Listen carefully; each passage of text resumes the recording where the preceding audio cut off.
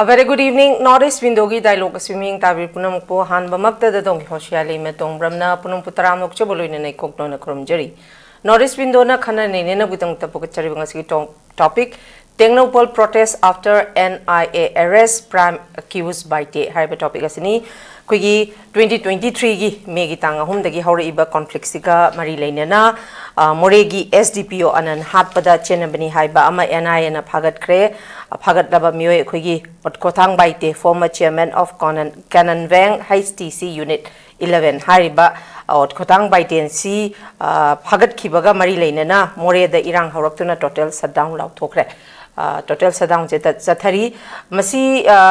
hariba kuigi SDPO anansi haukiba 2023 gi October gi 31st October da mahaksi kuki militant singna tamthina hat kibani adumapu mahak leigidabaga mari leinena 2024 gi March ki tang tarukta mioi anidi phakrabani kuigi Khaikholang Khongsai haidana kuigi Philips Khaikholang Khongsai kuigi moregi ward number 8 aduga Hemcholan Mati, Chief of K Molsang Village, Haidana Mioyan is Pagrabani, Dumapu, Hariba Philips Kongsai Sidi, Quibel, Lauduna, Lairabani, Adumapu Hosixi, Hariba Tongan Quigi, BJP, Anoba Chief Minister, Lairaba Matunda, unwanted Quigi incidents, series when Matang Tolopasi, Queen, a ship over the Quay, NIA, the Dumak scenery, NIA, the scenery, Hari, Dumpu, Hariba SDPO, and a Legi Dabasigi, Matanga. Kui ngarang maksu hariba kuigi Kothang Baite si hak an SDPO anan leigidabagi mahaki thogdoksida hakthengnana chenaba mioi mani haidana NIA na phare hairi adumakpu masisu moreda kuigi shutdown chathadana protest kana chathari hariba mioi sisu amu bel law khigadra aduga NIA na chathari basingsi adumak miyamna pamliba justice pamliba justice se phangadra Pangloidra, Hydrosig Matang Aduga, agitation, protest, Quigi Maitegi Sukoi Valley, the Sudum Chatai, Ching, the Sudum Chatai, Makogi, me, Paragas, Makogi Sudum Chatai, Masina Takodi, Low and other city educatic, Quigi Light the Bogatman, give Mamim Kakchang, Tari, Hariba, Sida Akoi Kari, Makatana Kari, Lapayari, Miamna Pamli, Justice, Pangadra, Pangloidra, Hybrising Matang, the Quick and Nabutung to high topic as Pocachavani, Pocachariba topic as he quick Tongan panelists of Home Saruya Bigani, a hand Mamota, the panelists of Home Sakaming, Conan Taxabit and Jadung Tang, Young Tamzagia, a hand with the Quiggy Pabung KHAIDEM, former acting chairperson MHRC, Tagachari Pabung, Anisu with the Quiggy Pabung NABAKISHORE, Quiggy retired IS Pabung Su Tagachari, Home Subada Ita, SUJATA IMAGI, President IMAGI MEIRA, Ita SUJATA Sutaram Nokchuri. Noaji Matamatang Yoba issuing the Canon and with the Pocachariba, Sigumlaba platform as the Ishai Shagiba, Jilaba, Matam Krakachitang Kaitok Pituna, Ishai Shagiba, Warol Kama, Tambigini, Haiduna, Northeast Window studio the length of Pirakuita, Han Northeast Window, Mikey, the Tagat Popong Doctory. Pocachariba topic Siga Marilena, Hanba, Wangse, Pabung, Quipapung, KHAIDEM the Laxage. Pabung 2020 3 31st October dani SDPO anan hat kibasi adubu hari banga saigi hagna Panjaba Philips Khaikholang Khongsai aduga Hemcholan Mati si 2024 gi March ki tang tarukta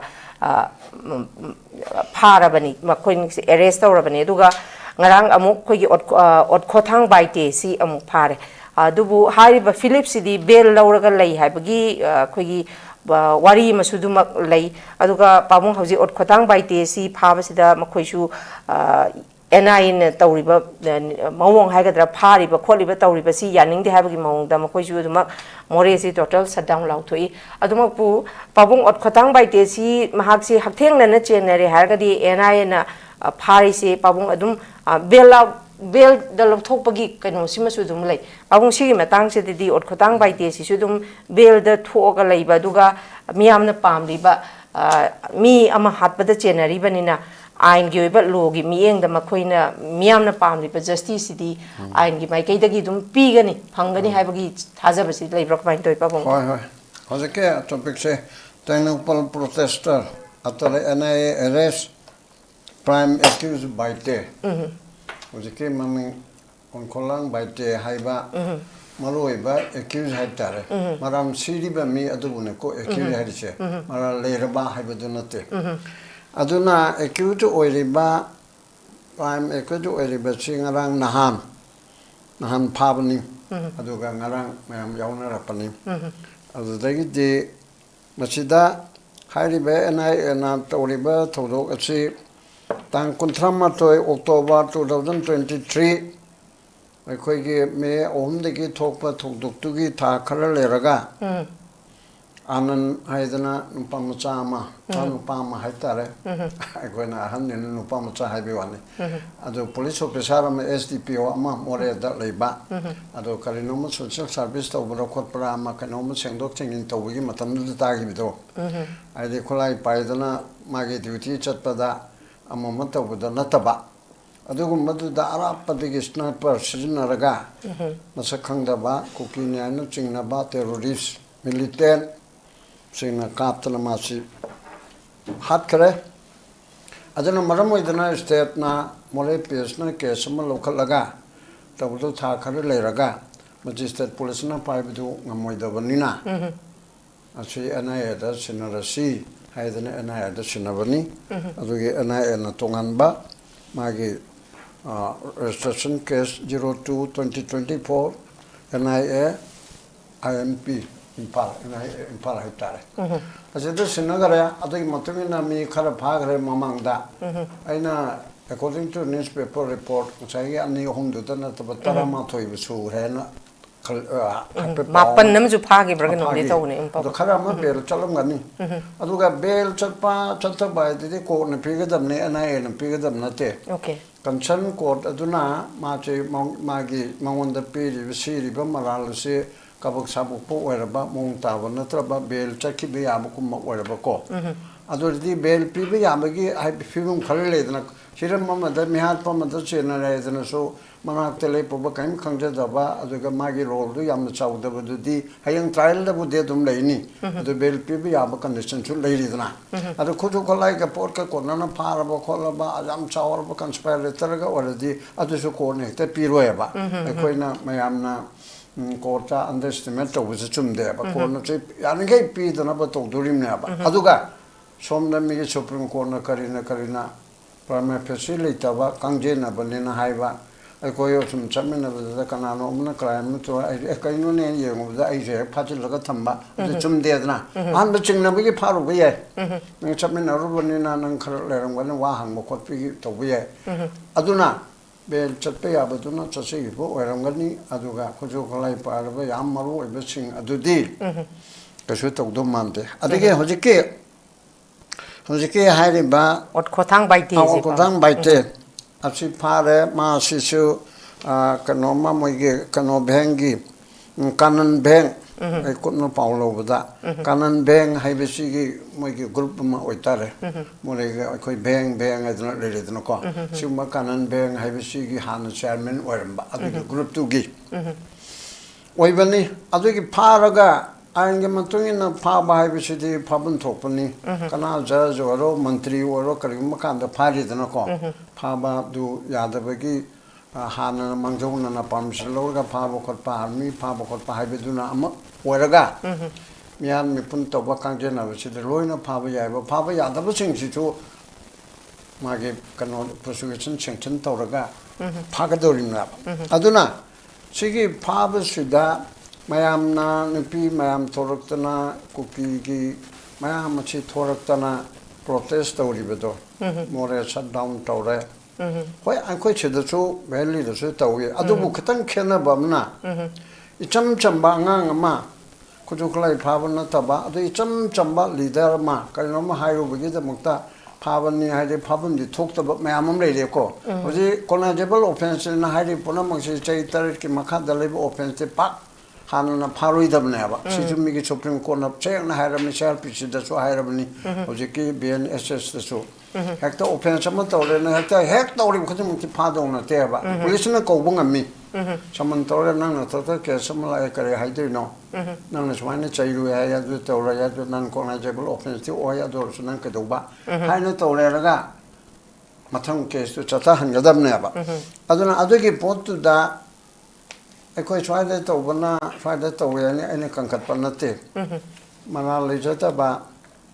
ꯂꯩꯇꯦꯅ ꯃꯌꯥꯝꯅ ꯈꯪꯕ ꯃꯌꯥꯝꯒꯤ social service ꯇꯧꯗꯨꯅ ꯂꯩꯖꯔꯝꯕꯗꯨ ꯆꯤꯡꯅꯦꯗꯅ ꯁꯔꯀꯥꯔꯅ ꯄꯨꯈꯠꯈ꯭ꯔꯕꯗꯤ ꯑꯗꯨ ꯃꯌꯥꯝ ꯄꯦꯟꯗꯕ ꯐꯣꯡꯗꯣꯛꯄꯤ ꯏꯃꯥ ꯏꯕꯦꯜ ꯃꯩꯔꯥ ꯄꯥꯏꯕꯤꯅ ꯂꯥꯎꯋꯦꯕꯀꯣ ꯑꯗꯨꯐꯥꯎꯕ ꯃꯔꯝ ꯆꯥꯗꯅ ꯑꯗꯒꯤ ꯑꯃꯨꯛ ꯊꯥꯗꯣꯛꯀꯅꯨ ꯍꯥꯏꯗꯅꯀꯣ ꯅꯨꯄꯤ ꯍꯥꯠꯄꯅꯤ ꯍꯥꯠꯂꯝꯕ ꯌꯥꯏ ꯍꯥꯠꯂꯝꯗꯕ ꯌꯥꯏ ꯃꯋꯥꯗꯨꯅ ꯈꯔ ꯊꯤꯅ ꯇꯧꯒꯦ ꯍꯥꯏꯕꯗ ꯃꯇꯨ ꯍꯥꯠꯄꯅꯦ ꯑꯗꯣ ꯃꯥ ꯊꯥꯗꯣꯛꯄ ꯌꯥꯎꯔꯦ ꯆꯩꯔꯥꯞꯇ ꯊꯣꯝꯖꯤꯟꯅꯔꯤꯅꯦꯕꯀꯣ ꯑꯗ ꯑꯩꯈꯣꯏꯅ ꯑꯗꯨꯁꯨ ꯆꯨꯝꯗꯦ ꯀꯣꯟꯅ ꯀꯩꯁꯨ ꯊꯥꯗꯣꯛꯀꯗꯕ ꯂꯩꯇꯦ ꯃꯤ ꯍꯥꯠꯂꯕꯅꯦꯅ ꯍꯥꯏꯔꯕꯗꯤ ꯃꯔꯥꯜ ꯂꯩꯔꯝꯗꯕꯁꯨ ꯌꯥꯏꯀꯣ ꯑꯗꯨ ꯑꯣꯏꯔꯁꯨ ꯈꯨꯗꯛꯇꯤ ꯊꯥꯗꯣꯛꯑꯣꯏꯕ ꯁꯤꯃꯥ ꯏꯃꯥ ꯏꯕꯦꯜꯁꯤꯡꯅ ꯈꯪꯕꯤꯔꯣ ꯃꯦꯖꯤꯁꯇ꯭ꯔꯦꯠ ꯑꯃꯅ ꯃꯤ ꯍꯥꯠꯄꯒꯤꯅꯦ ꯍꯥꯏꯗꯅ ꯃꯇꯨ ꯍꯥꯠꯂꯕꯅꯦꯅ ꯄꯨꯊꯣꯔꯛꯄꯅ ꯃꯌꯥꯝꯅ ꯍꯧ ꯍꯧ ꯇꯧꯔꯤꯕꯁꯦ ꯀꯩꯗꯧꯉꯩꯗꯁꯨ ꯊꯥꯗꯣꯛꯑꯣꯏ ꯅꯨꯃꯤꯠꯇꯨꯗ ꯀꯣꯟꯅ ꯍꯌꯦꯡ ꯃꯥꯒꯤ ꯃꯆꯥꯛ ꯂꯩꯇꯕ ꯈꯣꯠꯇꯕꯗꯨꯗ ꯇꯧꯕꯅ ꯑꯃꯅꯤ ꯃꯁꯤꯗ ꯑꯩꯈꯣꯏ ꯉꯔꯥꯡ ꯉꯔꯥꯡ ꯐꯨꯖꯤꯜꯂꯦꯕ ꯑꯩꯈꯣꯏꯅ ꯊꯥꯗꯣꯛꯀꯅꯣꯅ ꯐꯨꯖꯤꯜꯂꯤꯅꯤꯗꯣ ꯀꯔꯤꯒꯨꯝꯕ ꯀꯥꯟꯗ ꯃꯤꯆꯝ ꯐꯥꯔꯒꯁꯨ ꯈꯔ ꯌꯥꯎꯔꯒꯁꯨ ꯑꯗꯣ ꯍꯧꯖꯤꯛꯀꯤ ꯃꯣꯔꯦꯗ ꯀꯨꯀꯤ ꯋꯨꯃꯦꯟ ꯑꯗꯒꯤ ꯑꯇꯩ ꯑꯇꯩꯅ ꯇꯧꯔꯤꯕꯁꯤꯗꯤ ꯁꯤꯗꯤ ꯀ꯭ꯔꯥꯏꯝ ꯑꯆꯧꯕ ꯑꯃꯅꯤ ꯀꯝꯃꯨꯅꯤꯇꯤ ꯑꯃꯒ ꯀꯝꯃꯨꯅꯤꯇꯤ ꯑꯃꯒꯤ ꯃꯔꯛꯇꯁꯨ ꯊꯣꯛꯆꯤꯜꯂꯛꯑꯦ ꯑꯗꯒꯤ ꯄꯨꯂꯤꯁ ꯑꯣꯐꯤꯁꯥꯔꯅꯤ ꯁꯔꯀꯥꯔꯒꯤ ꯑꯆꯧꯕ ꯑꯣꯐꯤꯁꯥꯔ ꯑꯃꯅꯤ ꯂꯣ ꯉꯥꯛꯏꯕ ꯃꯤꯅꯦꯕ ꯂꯣ ꯑꯦꯟꯐꯣꯔꯁꯤꯡ ꯑꯦꯖꯦꯟꯁꯤꯒꯤ sub divisional police officer sub division ꯑꯃꯒꯤ ꯃꯀꯣꯛ ꯑꯣꯏꯖꯔꯤꯕꯅꯦꯕ ꯑꯁꯤꯒꯨꯝꯕ ꯑꯃ ꯍꯥꯠꯄꯁꯤꯗ ꯀꯅꯥꯅꯣ ꯑꯦꯟ ꯑꯥꯏ ꯑꯦꯅ ꯐꯥꯔꯤꯕ ꯑꯁꯥꯝ ꯔꯥꯏꯐꯜꯒ ꯐꯥꯔꯤꯕꯗꯨ ꯍꯦꯛꯇ ꯐꯥꯖꯤꯟꯅꯕꯗꯤ ꯌꯥꯔꯣꯏꯗꯅꯀꯣ ꯑꯩ ꯍꯥꯏꯔꯒ ꯍꯧꯖꯤꯛꯀꯤ ꯈꯣꯡꯊꯥꯡꯗꯣ ꯂꯩꯔꯝꯃꯒ ꯍꯥꯏꯕ ꯅꯠꯇꯕ ꯂꯩꯕ ꯂꯩꯇꯕꯗꯨ ꯊꯤꯗꯧꯔꯤꯕꯅꯦꯕ ꯑꯗꯨꯅ ꯑꯗꯨꯒꯨꯝꯕꯁꯤꯡ ꯑꯁꯤꯗ ꯑꯗꯨ ꯌꯥꯔꯣꯏ ꯈꯣꯠꯂꯣꯏ ꯍꯥꯏꯗꯅ ꯄꯨꯡ 24ꯗ ꯅꯠꯇꯅ ꯏꯟꯗꯤꯐꯤꯅꯤꯠ ꯁꯠꯗꯥꯎꯟ ꯀꯥꯏꯅ ꯍꯥꯏꯔꯒꯗꯤ ꯃꯗꯨ ꯑꯥꯏꯟ ꯀꯥꯏꯕ ꯊꯕꯛ ꯑꯣꯏꯒꯅꯦꯕ ꯑꯗꯨꯒꯨꯝꯕ ꯑꯦꯛट ꯑꯣꯐ ꯇꯦꯔꯣꯔꯤꯖꯝꯅꯤ ꯍꯧꯖꯤꯛꯀꯤ ꯀꯩꯅꯣ ꯀꯥꯞꯄꯤꯕꯗꯣ ꯁ꯭ꯅꯦꯄꯔꯅ ꯑꯅꯟ ꯍꯥꯠꯂꯤꯕꯗꯣ ꯑꯦꯛट ꯑꯣꯐ ꯇꯦꯔꯣꯔꯤꯖꯝ ꯑꯃ ꯇꯧꯊꯔꯛꯏꯕꯁꯤꯒꯤ ꯃꯅꯨꯡꯗ ꯑꯃꯅꯦꯕ ꯑꯗꯨ ꯑꯣꯏꯔꯗꯤ ꯇꯦꯔꯣꯔꯤꯖꯝ ꯇꯧꯔꯤꯕ ꯑꯗꯨꯕꯨ ꯊꯤꯡꯅꯅꯕ ꯐꯥꯅꯅꯕ ꯍꯣꯠꯅꯔꯛꯄꯗ ꯑꯊꯣꯔꯤꯇꯤꯅ ꯍꯣꯠꯅꯔꯛꯄꯗ ꯌꯥꯔꯣꯏ ꯍꯥꯏꯗꯅ ꯁꯤꯡꯅꯔꯛꯑꯒꯗꯤ ꯑꯩꯈꯣꯏꯒꯤ ꯗꯦꯃꯣꯀ꯭ꯔꯦꯁꯤꯒꯤ ꯑꯣꯏꯅ ꯑꯩꯈꯣꯏꯒꯤ ꯄ꯭ꯔꯣꯁꯦꯁꯟ ꯆꯠꯄ ꯑꯗꯨꯒ ꯄꯦꯟꯗꯕ ꯐꯣꯡꯗꯣꯛꯄ ꯃꯨꯞꯃꯦꯟ ꯇꯧꯕ ꯌꯥꯏ ꯍꯥꯏꯔꯒꯁꯨ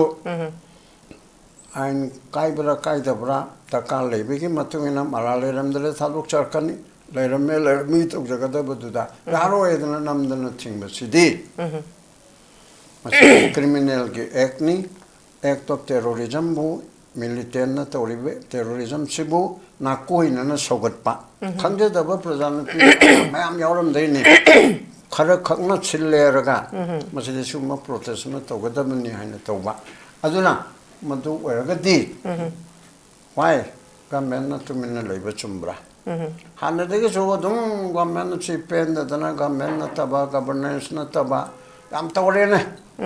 ꯍꯧꯖꯤꯛꯇꯤ ꯃꯈꯟ ꯇꯧꯗꯨꯅ ꯂꯩꯔꯤꯕ ꯁꯔꯀꯥꯔ ꯑꯁꯤ ꯁꯦꯟꯇꯔꯗꯒꯤ ꯍꯧꯅ ꯍꯧꯖꯤꯛ ꯕꯦꯡꯒꯣꯜꯒ ꯑꯗꯨ ꯅꯝꯗꯅ ꯄꯥꯏꯈꯤꯗꯧꯔꯦꯗꯅꯀꯣ ꯄꯥꯏꯈ꯭ꯔꯅꯤ ꯌꯥꯔꯔꯣꯏ ꯑꯁꯤꯗ ꯀꯩꯅꯣꯒ ꯏꯂꯦꯛꯁꯟ ꯀꯃꯤꯁꯟꯒ ꯍꯧꯖꯤꯛꯀꯤ ꯁꯦꯟꯇꯔꯒꯤ ꯗꯕꯜ ꯏꯟꯖꯤꯟꯒꯤ BJPꯒ ꯑꯗꯒꯤ ꯑꯦꯟꯇꯥꯌꯔ ꯐꯣꯔꯁꯦꯁ ꯃꯌꯥꯝ ꯍꯣꯞꯆꯤꯜꯂꯒ ꯃꯃꯇꯥ ꯕꯦꯅꯔꯖꯤ ꯍꯥꯏꯅ ꯇꯧꯔꯤꯕꯁꯤ ꯃꯥꯏꯊꯤꯕ ꯄꯤꯔꯅꯦꯕꯀꯣ ꯑꯩꯗꯤ ꯑꯗꯨꯃꯥꯏꯅ ꯈꯜꯂꯦ ꯃꯁꯤ ꯅꯝꯗꯅ ꯇꯧꯗꯣꯔꯦ ꯍꯧꯖꯤꯛ ꯃꯌꯥꯝ ꯃꯐꯝꯗꯒꯤ ꯀꯃꯦꯟꯁꯤ ꯄꯤꯅꯔꯛꯑꯦꯕ ꯄꯨꯔꯥ ꯕꯦꯡꯒꯣꯜꯁꯤ ꯅꯝꯗꯅ ꯀꯨ ꯇꯧꯕꯒꯤ ꯃꯑꯣꯡꯗ ꯇꯧꯗꯣꯔꯦ ꯑꯗꯨꯅ ꯁꯤꯒꯤ ꯐꯤꯕꯝꯁꯤꯗ ꯂꯩꯔꯕꯅꯤꯅ ꯑꯩꯈꯣꯏꯅ ꯍꯥꯏꯔꯤꯕ ꯁꯔꯀꯥꯔꯁꯤ ꯈꯤꯇꯪꯗꯤ ꯁꯔꯀꯥꯔ ꯃꯥꯜꯍꯜꯂꯣ ꯁꯔꯀꯥꯔ ꯑꯣꯏꯅ ꯊꯕꯛ ꯈꯤꯇꯪꯗꯤ ꯇꯧꯋꯦꯕ ꯁꯔꯀꯥꯔ ꯑꯁꯤꯕꯨ ꯂꯝꯕꯤ ꯈꯔ ꯁꯦꯝꯕ ꯀꯣꯏꯂꯥꯁ ꯈꯔ ꯊꯥꯕ ꯊꯣꯡ ꯑꯃꯈꯛ ꯁꯦꯝꯕ ꯌꯨꯝ ꯑꯃꯈꯛ ꯁꯪꯒꯥꯕ ꯑꯗꯒꯤ ꯂꯥꯏ ꯈꯨꯔꯨꯝꯕ ꯑꯗꯨ ꯈꯛꯇꯔꯣ ꯂꯥꯏ ꯈꯨꯔꯨꯝꯒꯅꯨ ꯍꯥꯏꯕ ꯅꯠꯇꯦꯀꯣ ꯑꯗꯨꯒꯨꯝꯕꯒꯤ ꯃꯟꯗꯤꯔ ꯁꯪꯒꯥꯕ ꯑꯗꯨ ꯈꯛꯇꯔꯕ ꯁꯔꯀꯥꯔꯁꯤꯗꯤ policy program directive principle of state policy ꯁꯤ ꯑꯩ ꯇꯣꯏꯅ ꯍꯥꯏꯃꯜꯂꯗꯅ ꯇꯟꯕꯨ ꯇꯜꯂꯦ ꯍꯥꯏꯗꯕꯗꯤ ꯌꯥꯗꯕ ꯁꯔꯀꯥꯔ ꯑꯃ ꯄꯥꯏꯒꯦ ꯍꯥꯏꯗꯤ ꯔꯥꯖꯅꯤꯇꯤ ꯋꯥꯂꯥꯁꯤꯡꯁꯤꯅ ꯆꯤꯞ ꯃꯤꯅꯤꯁꯇꯔ ꯑꯣꯏꯔꯛꯄꯗ ꯁꯥꯁꯟ ꯄꯥꯏꯕꯗ ꯚꯥꯞꯅ ꯄꯥꯏꯕ ꯌꯥꯔꯣꯏꯕ ꯑꯩꯅ ꯑꯗꯨꯝ ꯑꯣꯔꯗꯔ ꯑꯃ ꯇꯧꯔ ꯂꯣꯏꯔꯦ ꯍꯥꯏꯕ ꯌꯥꯔꯣꯏꯕ ꯃꯥꯒꯤ ꯔꯨꯜ ꯑꯃ ꯂꯣ ꯑꯃ ꯂꯩꯒꯅꯦꯕ ꯗꯦꯠ ꯏꯁ ꯀꯣꯜ ꯄ꯭ꯔꯤꯟꯁꯤꯄꯜ ꯑꯃ ꯒꯥꯏꯗꯂꯥꯏꯟ ꯑꯃ ꯂꯩꯒꯅꯦꯕ ꯃꯗꯣ ꯀꯣꯟꯁꯇꯤꯇ꯭ꯌꯨꯁꯟꯗ ꯏꯖꯔꯦꯕ part 4 of the constitution directive principle of state policy ꯃꯁꯤ ꯑꯥꯔꯇꯤꯀꯜ 33ꯇꯒꯤꯅ 50 ꯐꯥꯎꯕꯗ ꯌꯥꯎꯔꯤꯕꯁꯤꯡ ꯑꯁꯦ ꯂꯣ ꯀꯣꯔꯠꯇ ꯆꯦꯂꯦꯟꯖ ꯇꯧꯕ ꯌꯥꯕ ꯅꯠꯇꯦ ꯁꯔꯀꯥꯔꯅ ꯁꯥꯁꯣꯟ ꯍꯩꯇꯔꯦ ꯑꯗꯨꯗꯤ ꯁꯔꯀꯥꯔꯁꯦ ꯂꯧꯊꯣꯛꯑꯣ ꯍꯥꯏꯗꯅ ꯂꯣ ꯀꯣꯔꯠꯇ ꯆꯠꯄ ꯌꯥꯕ ꯅꯠꯇꯦ ꯃꯁꯤꯒꯤ ꯄ꯭ꯔꯤꯟꯁꯤꯄꯜꯁꯤꯡꯁꯦ welfare state ohengadaba nupi gi policy semgadaba angang gi semgadaba lambi thongi adudegi akoi state ki exchequer punam ache kanana paidino imungi chengau paibse sakana paidurimni mana sindorimni mage awana pado akona matik charge da state oibenen central dagi laudorimni central na sukran pirakadorimni loan pirakadorimni amma natraga amma da pirakadorimni akoi lejaba khaladuga tax lo khaleraga achi tawduine ba ada tawdare sida lo na masana piri bisda le principle of state policy chiga amuk samda 7 schedule aina toin hai shema amche kharkar de khangminar ena khalli naru su kalisho 7 schedule list 1 union sarkar na tawda ba list 2 state na tawda ba list 3 concurrent state amsung union concurrent na chamna harbada CHRPC hanage me pame punda 167 nenler mi parabadi charge che ta ohum hoge manunda thagat pangamdar bodi adoidi ma bel chatpe yai and 3 months in period ko ado akoi concurrent gi chidlauraga CHRPC central ek nidna ado manipur ge saruk ta di 1980 ga 23 adoido ni ado da tawraga semdo aga India ki tha ohum oiba 90 days haibado akoi manipur da double oinen 180 oiba tha ni oibeduna mari oiba si concurrent gi saruk se state na so semjok cha bia central lojida drakki ga so akoi na hat semjok cha bia idana ko aduna adumaina tawreraga tawduna list 2 gi wanda law and order haibse public order law and order de kharbu pi public order haibse state ta scenario ba adoridi punam ngachi law and order gi natra lambi chatma chattaba kotaba ngarang ma kota SUJATA gi case to lambi chatpi na handu nei nei adaida central government gi mathura protection of national highway 1956 ki makhada leibra karne hai gone explain tore no adudi lambi phanba phattaba ngak chenba magini adu mi chatok cheshin yahanba yahandaba sudi law and order ni complete law and order ni aduna national highway ki kaiba toiba port pa tawo khotpa punamagto central government tawjarabsu lambi se da chatpa yawa yada ba di very much law and order ne convince tawne ko aduna adugum port ado leibanina sigumba yamna sensitive ko kare hani miyam gi emotion oiba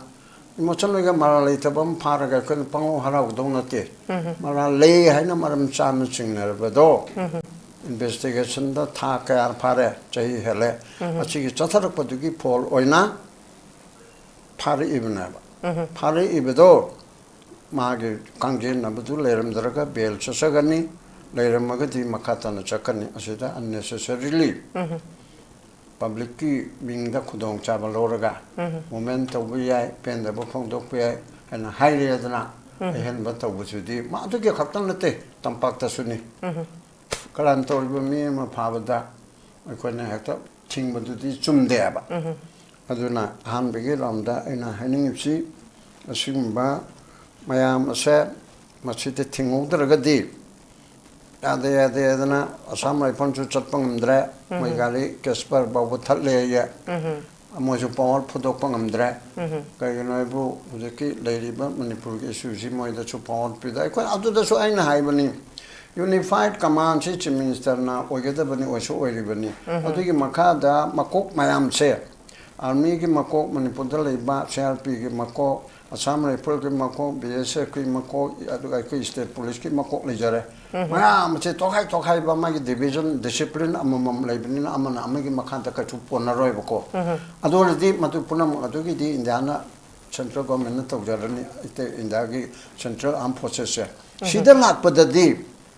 aigi jaga sidade aigi mateng pamba in end of the civil administration lakpadadi CM na unified command work mayam du coordinate tawna ba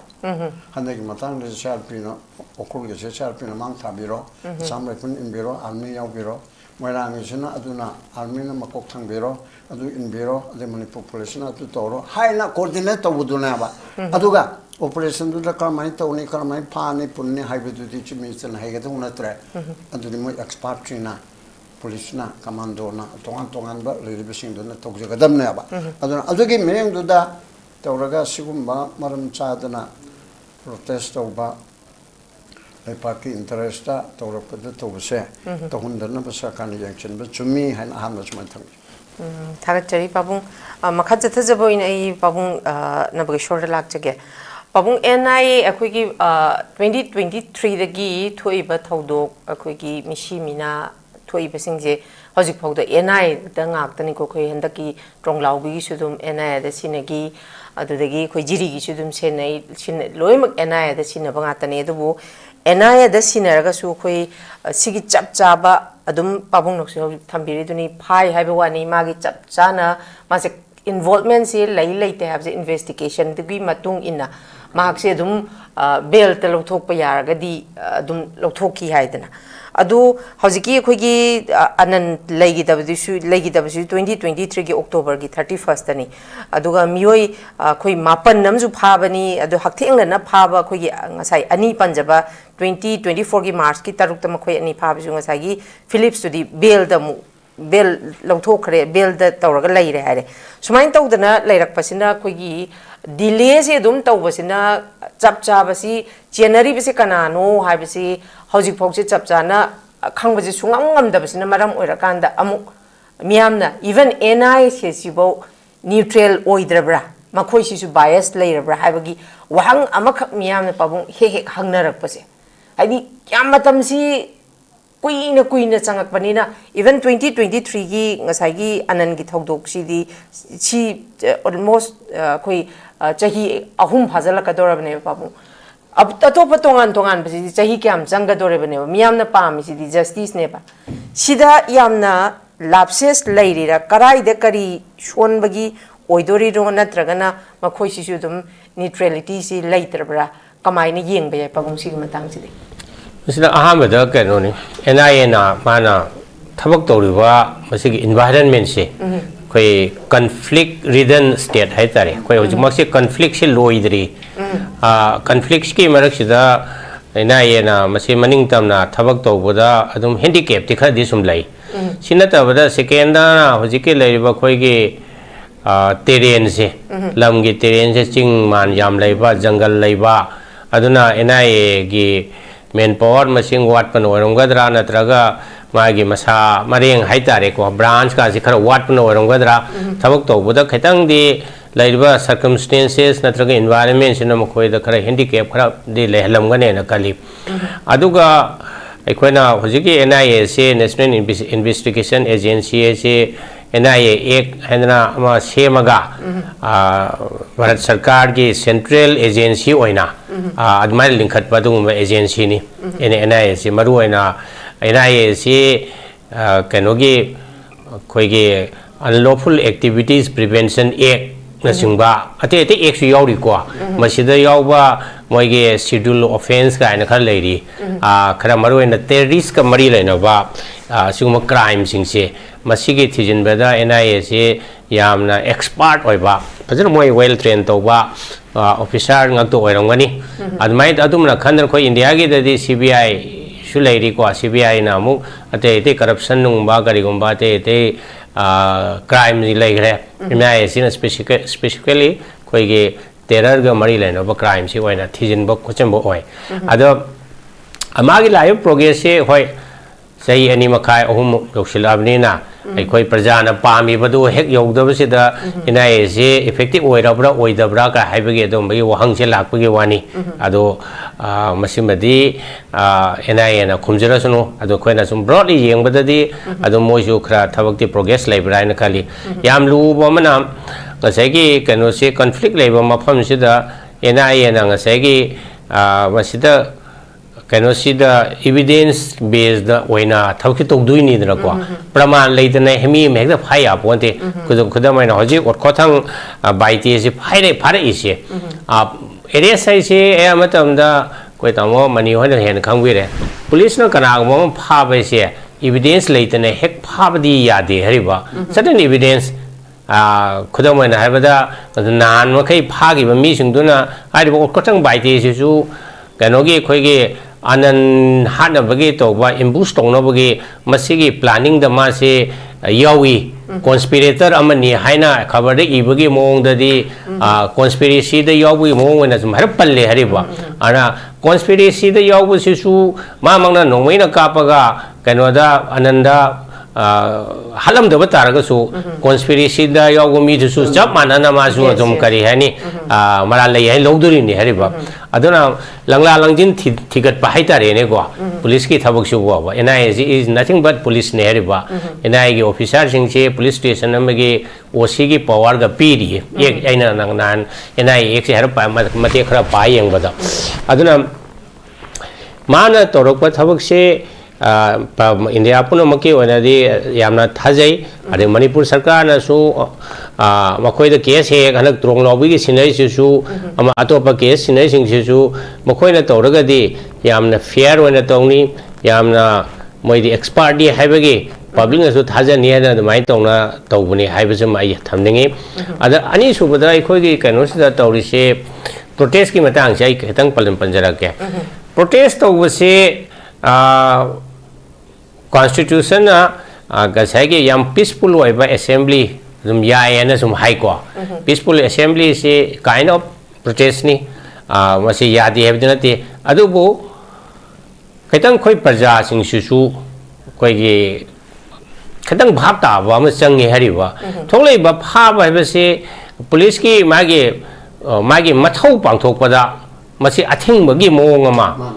ngasai gi koi public servant hai why is public servant includes police officer ko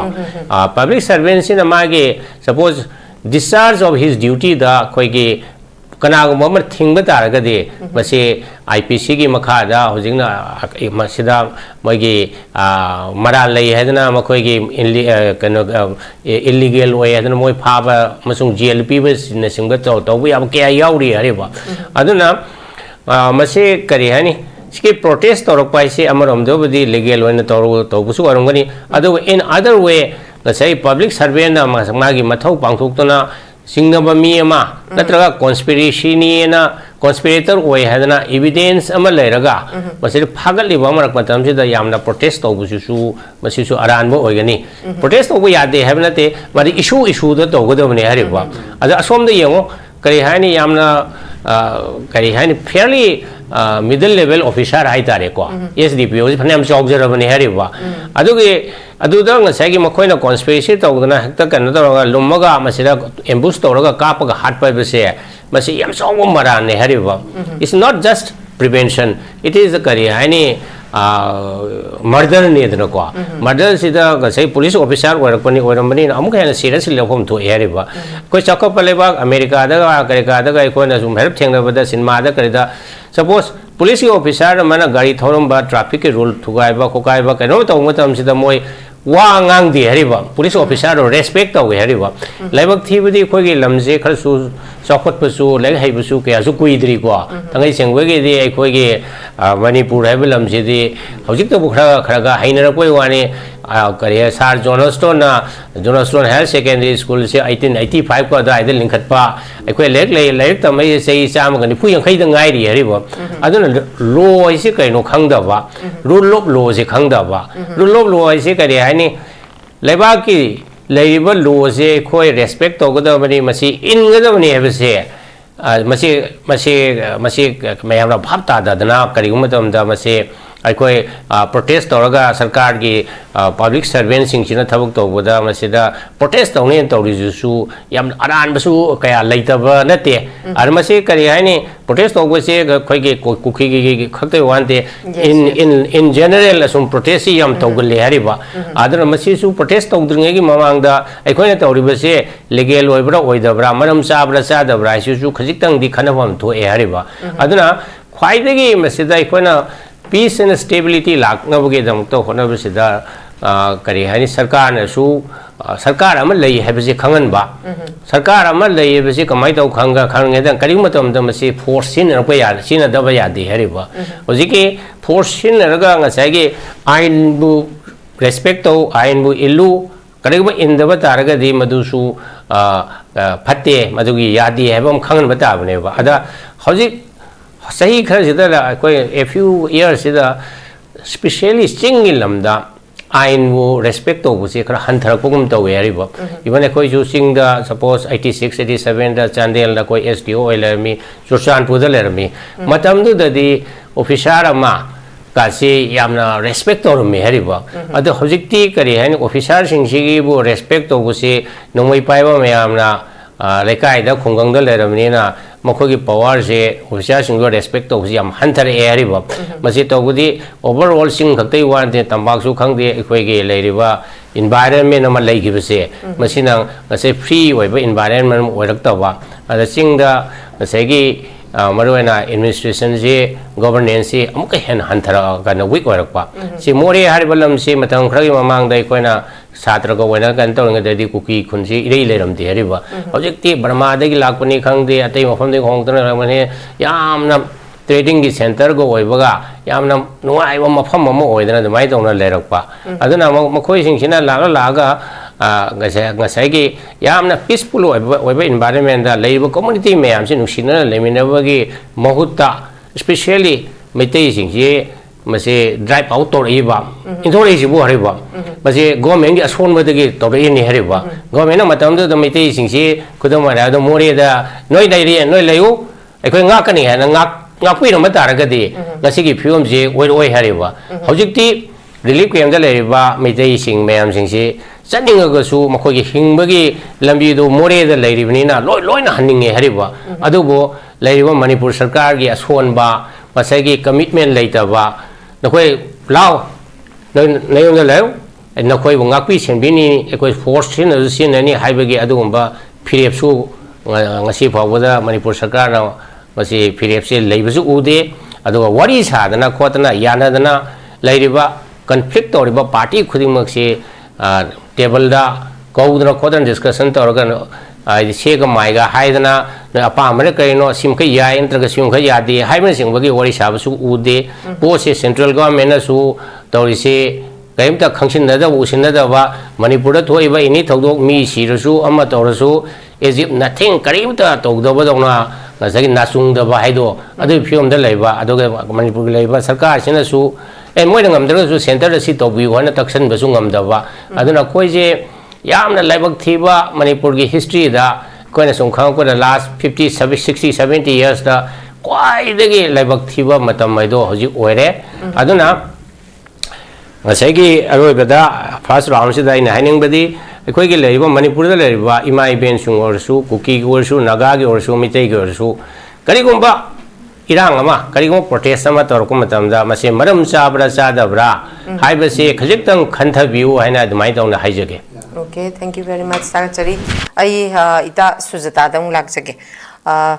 Ita Sujata khogi hauzik nakalam rom da khogi pabung anina thambiri ba. Any mipha mipuna mathok pada ekhoina protest tawba tawdabasi ain gi miyeng da kadai pho yong na chumi natraga lali habasi sumasi yengbam thoi haba wafam am su pabung ani mak na thambiri ko ain gi miyeng gi makha gi matuina हाइरिबा ngasagi ko gi law enforcement agency sisu karigumba chingna ba khara leibadagi magi duty discharge tawani haiba wafam am su thambiri ba sida even ko gi haukibada kanan akoi kanan na mana am phagi bagi issue su dum leiko magi matang da su koi issue je dum yam chauna dum thoki adum pu yes haidi sigi matang sida kai haini akoi protest tawba khuding maksu loimak chumni haibasu amuksu aingi miyeng da pamoni thambiri si sisu dum yeng bada koi kakninga yawda wafam khara maksu dum yawba masi makna tawriba mayam se khoi gi semi sari ba mayam se government na semi hawani akhoi da gi kakki ba khoi gi tax mayam akhoi gi property nga tane ba sisu any protest tawba da khot bada even akhoi ngasi ngarang dum uzaba da akhoi gi leiriba property sing semga chagali ju thugai khokai ba sisu dum ui sigi keno sisu kari haini kitang chamdo haning bagi keno masu dum lei sigi matang sida ade keno ma hek tawre hadana protest hek tawba sisu achum aran khangdana koin hek changjan basina su akoina changningi ba mayon si aran baromda changi gadabagi mami masu sina tasalakadabagi phibam su leiba sigi matang sida di koi miyam gi damakta so yamna haidi yamna voice kanna su laubiri ba itam khangni kari kamain thambiningi si matang si aham makta ko gi window tv brim gi program yam ko rum jari adu ngasi panelist wena pambere ba pawong ani gi mafam dasu hari taseng na habada koi pawong ani hai tu su chumbi adubu difference habadi akoi na protest of budugi di taseng na koi gi su taseng na koi gi state sima gi oba green place ama habadi ko na delhi de ko jantra mantra kaina space am di pidana adu pawong ko state di leite ba ko adugumba ama pibi raga di madudagi hinduwe haraga di government action lobo suya ba hoji any delhi da protest of matam da khoi jantra mantra haba mafam si de tong ne ba any keno gi go state atop de lak poiro mo adu mai na khoi manipur de thamsu thambi de ba adu thambi gi haba su habdi si manipur haba lam se ga si ngarangi metha 2023 de gi lera palan su na te mamang de gi dum anytime adum keno ma khoi gi keno ma pamjaba keno demand to boda dum khara de movement si daga dum oinaraga la abnina adugumba su sarkar gi side gi ngasi bauta khanabi basu leite ba armai tawdana madu su leite baduna maram oraga mai gi independently mai gi tawning ba praja su penda badagi nuai ta badagi loi ma tholak pane ba adu mai na bound tawradana aduna ina head state gi amna mathau ta hai government matam du gi pali ba sarkar do aduna su bokhoi na wakhal khanga da ne ba kamai tawdana khoi gi myam si praja myam se moi voice tu ju thamja bo oraga su sugumba ma de khoi na state do thambi ba mathau ta hai ba se asi bauta khanabi de ba aduna hojiti chawning ba ma de heta ma de gi horok ma de horok patawri se se su moi na protocol do fazana use to do na to ne adubu hari huji ke hari ba kanan gi matang kanan na ta ba da mamang da ma anan khagi ko enai nu pugi ba ma le do ko adu matang du su ehajer ke ba ma se metha 2023 la lo ba de gi ma se maseng ta seng na ha da ma chahi tara he na ma ani adu du yorom magasu ma se macha masu leidana macha ga du class 10 12 tam dana ko tana yam da business ama workshop hangje da chungang kha si leijere ba ne ba bakery bok to ram bare sang ju khang adu na du mai na leijere ma punsi ni adu metha tu na ya da ba ni na haidana ma su mioi ba ma ni lebak si bu kan de ya de na thoki ba ne ba moi manga se adu bu achanak da kai mafam ma de moi fare ko fare matung de state force na fare mo inquiry taw kar mari madi le hore ma khak pu gi ba ko pu gi ba do hoi pen da be gi hang tu gi di mai gi matum chale lan jene le ram draga di ai gi boss mai tor moi dam ni si tor moi dam ne haidana law da na khong da na khari taw ki adu bu mon da pan gi ba ek myam du na khoi su dum handa gi ba adu bu ngasi Tengnoupal da taw re ba pot si di akoi gi police officer ma khat lim ne ba difference yang ba adu mai taw da taw ri ba khoi gi taw ri ba pot tu di me tha tu na tholam da ga di taw ri da ba pot da chang da dan changu ba gi mai history myam da thigla pa da phai ne ba kem ta man adu mi hat pa mo ra me du ora me habe gi na te ba adu gumba ma ni village volunteer ora ga su hara ga lokhat ki ne ba na dra kemari le na dra su as praja amne khanda dana adu ta di ngasi mi hali ba du da akoina adu di moina su decide khanje ga dam ne government na du madu gi decision du government lo ga dam ne hujik se hari adu nei hai se government gi yam na mathau ta ba government da khoina chei ba da moina sauri sobom thok te ba differences se yengo ba ngasi akoina tau gi ba pot tu di adu mai na shut down adu du yang kana na te ban hoi khara dong ni di taw me pabung ko hai di mai di justice ta ne maram di lan sina tawram ta de ai wa du mai le jang ga ne na macha mai nu pi du na to gi voice ne ba khoi du na to jai du na adu kai gi da makta ina ina pu biri no na hairaga adu lom da ne changi do normal ora magadi ngasi adum dai be na ngasi adum tawri sine ba kanan su chama ne ba ma su lan sina maram oraga adu mai na tawru ba gi pot ne ba mana si ma hatan mana army officer ma hale mana si ma tawre uniform gi state ke ma hale habi gi amta na te ba khoi bu gi du di adu ga moi gi du di ina ina ta seng na hai ba ju gi sd anand sigi matang sida ma si chenare habi da mata fari ne ba adu di khena dra habanda aduna akoina haje akoina loi chumme habadi nate adu bu point to point sikhra su differences se habadi pabung ina budi habiba to boda di du mathau tai ma du haiba adu bu khena badi khra leine ba khoi gi voice di justice piu na han gi tong law bi gi to potu su aina haisi mi anaina pu ra ga su madu gi chap chabar region to khoi da habiu habi gi ngata ne ba khoi ngasi haise anaina pu gera amana pu gera adu gi pot to khoi da khangan biu habane ba ngasi lingthoi nga bi hemajit ke ken khang de ko avinash anthony ki khang de adu di line anand du ga tong na ba security ani masu si bane ba moreda pabung si bane aman ke mayang ke no legi bsf am su bane ba khoi gi mayang lamjing suna kolom de gi oi bane adu me am do nata ba dan to wala ga ne adu da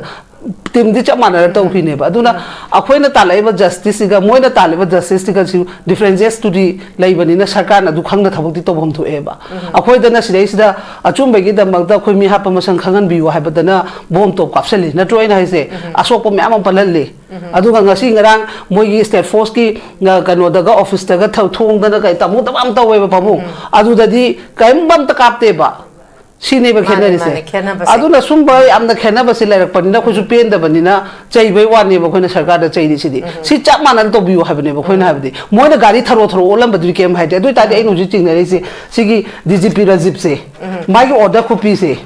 ta seng na ha imphal rom da na hena to cha to han ba moi da na relax to han ba gi pot am sum man chele ba ma DGP order ga di equality da thabak to han ge da na tro तहन के तब न त्रा हाबनि दा order period जमा न पीबम थोक्त्रा बा मोय के दना लोय म सेंट्रल फोर्स रुंगाय रे स्टेट फोर्स त सुंगाय रे एनी तौन ब खुदि मक्ता ngasi अखोय गी अचुम बेगी दमक मेथाच न थोम द्रगा दि लाव मोय दब वॉइस मैम लाव बद दि ngasi असोपन कैम ले रे हयेंग लान सिना लोय बदा हाय बवा दनि सोनाय बम याम म यावद्रोम नि इमा म ममि तुमा दम येंगो हाय बवा दने बा अदो अखोय गी दि अचुम बेगी वॉइस त दि असुक याम एक्शन तौरगा ngasi हाय ब पोट डिफरेंस ओय बसि दि करि gi ngamdri no ba sini ba taw si aduna khoina aduna re bai DGP sungai re chief secretary sungai re moi hai badi non manipuri nga tani na ta phami se aduna khoi adu bok chingna sale e ba chingna sale di masana ching tam na tro moi gi su response se yamna difference oi sale ba moi order coffee su ya de ba adu ta di aduna sugum ba se khoi amom da di ai di haini se akhoi gi lai ba praja miyam na su khoi manipur de lai ba praja miyam na su DGP se hu change to bo ma thok tai ba equality de thabak to bo da mi ha pa ma akhoi di trust lai rak tare ba ma su phamai di me 2023 de gi phamak pa du ngasi bau da mana to pa ni si gi differences yam think ke nai ba a da su state force lai rim de ba loi mak ta sigi state force na power lai re sigi central force na loi ma lai re security advisor sungai re chief secretary sungai re moi ohum mari si su pra center ki plan si de yauri ba ai di yauri dum haira ne maram de tawrai ba moi gi order tawi ba niti ni umyam sina haira pa wa ne ba aduna sigum se khoina khoi gi pabung loi su han su ani su yawiri phasu phatta su khoina naga fruit te gi ni khangde mai te fruit te ni khangde ko adu gum su change to ba ma thau tare maram di hemal le ba ha na ma du le ram ba de gi loi mak soi ri ne haira me 30 lan se tatra akhoi gi kano du na le ba de gi mana DGP uram ba de gi sumai sumai to ba ne haira mai gi di yes okay loi khre moi gi di khangre hoji akhoi naga ga mai te de gi su khangal ga amutang di pahan ba ma thau tai ba maram di sasal se phajana chalai se di kai gi no di kano khoi gi legislator ma'am today hopeless oira bani na sasan tawri ba suna kan kangu si pabung si su khitang khoina gieng ba ma thau ta moi du upai le roi ba cm upai le roi le ba hoji ki government chalai ba ma'am su upai su le roi ba moi da kok am ta yaw de ba moi gi bu ngasi tawri ba situation si gi very important ni kai khan ba gi moi dam ta leite ba khoina uthor pa du su leitre ba aduna maram oiraga moi gumba of kai hakke haitare khoi office beer ma'am se sumba si su khoina khitang unaraga moi wai sana ba ma thau ta re ba juti kai no di sikana na no sim ram se kai do bai no hai ba moi de su history khang da ya roi ba kai no yam khenna ma le ba aduna hari ai na jai sini akhoi na to ba education mai tampak ta tau jaba di adum mian na su no media na su hen khang ni du ni akhoi na kem lai ta ba problem thok tra ga di khoi tu mi le tong law bi do thok la mu no handak thoi bi miam to kem chalam moi ba ado ju NI adu do hai ba du bu kari reason piri ge ba hema ma ji ning thoi ngam bi gi kari reason lai ge ba su kum ba reason lai ta ba miam de ge NI tha ja de du du hai bai wa ne ba hu ju moi tha ja ba pro pyo ba kamal babu ma sai ge you can wo de army kem manung de mang ba da kem to ngam ji ba kai no ne ba adu na su kum ba am da vice lai ba gi mong su rak pa de gi praja saw bani adu ga praja ge protest ki su ai ngasi gi discussion ji ta bi ra ga di adu gum ba green place ma PBU praja miang ge protest bom adu na tra ga di akhoi adum sigi crisis se dum tholakani miyam na sulam hem ba su ta han ba khoi se aduna ham na khoi gi kam ta khangje da bani tin yong khang da ba su ta han ba ko ado su adure gi khoi gi siliba organization na su ko praja da kamai na to vai kan lo na ya da badi ta sen ai da su dum to honing de ha ba di hayeng lo ha ba se hu ki si bwa ni no ma no patra no ma de dum hingal ka dam ni na aduna khoi na adu su kitang control to bi raga as a leader am oina ko an mai na ni ti nom chum da dum chatmin na raga di dum phagani khale adu bu quite very important is sarkar ne ba sarkar se hujik su yadri ba hujik sarkar se su ya ya haroi ba gi mo tadi amat ya de ba home pai ba su ya de ama su ya de ba aduna moi gi nature ma'am sina su mi gi lai ba khoi officer ma'am sin usilak ta ba ne ba babung aduna usilak tri ne mane DGP no usipri tri ba chief secretary usiri moi ne usilan ta ba ne ba अब तो अखोई सुपाई लेते न पुथो ngange kai gino di pelak tram nya khoi na mihu ne thagala ka di no tawri se tha manga ge ngang bo halabra ha bi tawram ni na usilan ta di moina hono jabane ba hujik bo usilan ki khandri ba aduna pura comedy oi na khalli ba moi gi khoi gi DGP hoi chief secretary hoi na khoi moina di CM ni ne se security tawra chacha bani ado minister ne chacha bwane ba manung da di moi di pura breakfast ana ba chamin ab daga ham doine dinner ga chamin pura loire manipur se kari sumba MLA myam su kamai thagal li jan sumba mi chu kai na ga aduna moi da di harau jari ba manung da uniform inera bane na ado kem da moi value le te ba pasha haidi core issue gi mata khana ba lak ado haibi dai na aduna kai ni aduna khoi se khoi na su government na phajana function tawra ba government na phajana chalai ba matam da loi mong mai pakani aduna tradi amana mobu si loi usilen da posu akhoi mina ni hai bas madum ai ham bagi da thamje okay thank you very much ai babung khademani dam lak sage babung nakalam rom da yeng ba yari aina ngarang na han ikui kui tri da chairap court chat pada ai isam na tajarak pani ko babung handaki thoiba conflict sida village volunteer sida yaw gi basing si haidi ngasai bel te leira ba kangbu se hanjana kainoma hector okpada makhoi je frequently hanjana hek phaba sigi thodok se yam toina thoen aigi na ko mak sina tare edu dana tana ngasai gi tanan namadi anan gi mafam je anan hari ba ngang je ai sabang na munna khang ba ngang ni hoi magi mamang da magi record khara leira ga su ma se normal life lak tana mayuma kai pandana nupi ngang thi dana ma bakery tawra ga leira mabni khange ba pabu adubu karigumba record khara smaina leigraba mi sing si pabung ngasai manga phabada ma khak pura charkhrise haidi amarom da hangba yaba question je akhoi gi leiriba law enforcement da leiriba ichili now sing sina su kadai bo yona transparent oina kadai bo yona masagi will da kadai bo yona masagi dignity da tabak tawrage habase babung hangba yaba question ne ba kai gi no habata babung sigi wahang se ina kong sina yam tare ba smain na leiba ki tamung ta tho ba si makhoi gi phuri khaw khara hangak pada hanjin phai habase babung tar bane sigi matang sida ain gi ba kari makhoi gi damak ta kari tawba yaba gi nam phajaba phumni da ma khoi je hojik che salak chare manipur se makoktegena makongdegena makoktegena makong bausi de karim yadreba yadaba lo di yam leire adugi lo ma mase masichu enforce tawdre tawrabsu maming degi oire aduga sason chisu routine government haibedi yom panbeda masa mayam poe chak thonga chara ma tum pejeri nungdangi chara pejeri aduga ma thokpa larik tamgera tamoira mi oigera oira charoira pasa porakera poro oira ma to pangtau ro to do ado ma to pajari yum pali pajana nate ma yum pan ma haina ro ba income jolai taraba azari masa masu sing lai taman ba thabuk to hon ko karim yaudra wa ke batem yaudra ba adu gi du yum pan ma cobra cha manana jari ba chief secretary DGP adagi te hek lai ba commissioner secretary Ujiki educative ta leriba bureaucrat aina kaure ko moi ache machi kana moi di yam hairabani minister na haitaba khangdabu udabado finance matang khangdabdo finance secretary na law matang khangdabdo law secretary na natraga advocate general na natraga adu uduna adagi hakchang health matang khangdabdo medical director na chi punama kachi mangonda mateng pangori me magi function chida popular government ki function chida lari haitaba mina chu minister obe MLA obe haidana haidip se lari haibu mayam chine yom dorim na chief secretary degina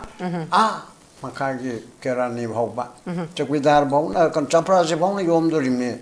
chapra se yaudar ri chief minister function to ya ponte JP to kuchin to de yaudrti asi loina makase magi mateng pangna ba aduna hariba mam to the thi jana control to udrabdi arrival on the MHRC my bills khangna ba yum du da ma pa mama adi khwaldi ke mam han laiba han lam khal lai sing duna kari mum ta nga chen me mum manu ya do da ri ang der ma thokpa jo khal thakna jwar khal sana dana nu pe koi dana na te koi thokta na alla mandur le ga de yum nu kari tare yum ma do yamna natu chada pot ado adugi poto aduga manaramna ba kochida hari ba pot puna majo jeke akoi ni ta no trong lau bigi thoi ba adu am changna irang to da mathang thok na hoje april tha da mi trama to yo hre ko tangkul ma mum hat pa yauraga achigi ma mum to ri kari kan no la honde no trong lau bigi to ana sine phare ne na do sinaro na adu su ko na sinaga da mi han ro khalaga adu sinaro yare adu ge da mi pha mo got ba de ana ye du di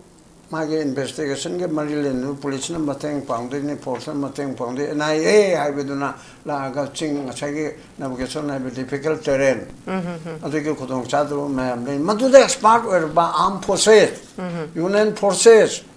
se ngara nan thar kan thar wen to se naxalite ke to bata strategic da chap khai na loera ba west bengal da loera ba adu de ge jharkhand da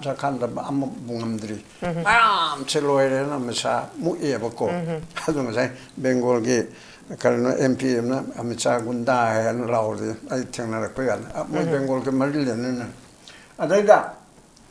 hali betren to ri ba ma se to ga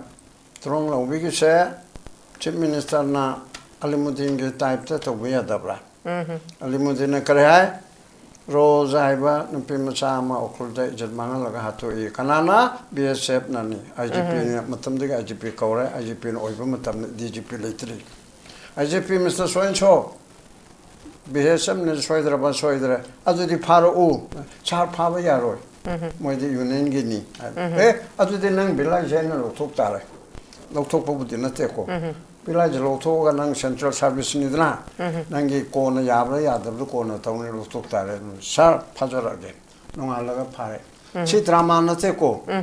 hai bije nonga laga pura sar ahum du phare moi to bune na hai re o du di government in da se ipam to du iro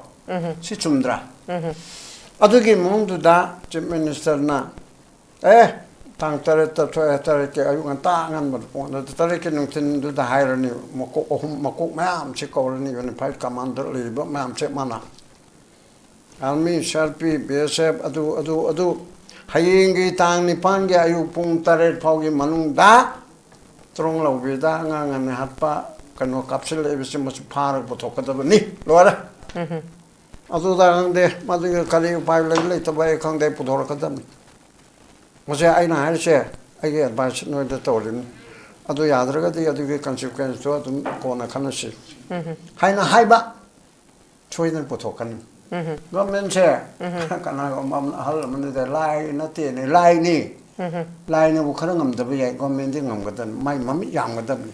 ase da lai ora roi mami mana thamaro intelligence thamaro adu thamaro de khang de ko adu government na tre dna toksin na ba ta re dna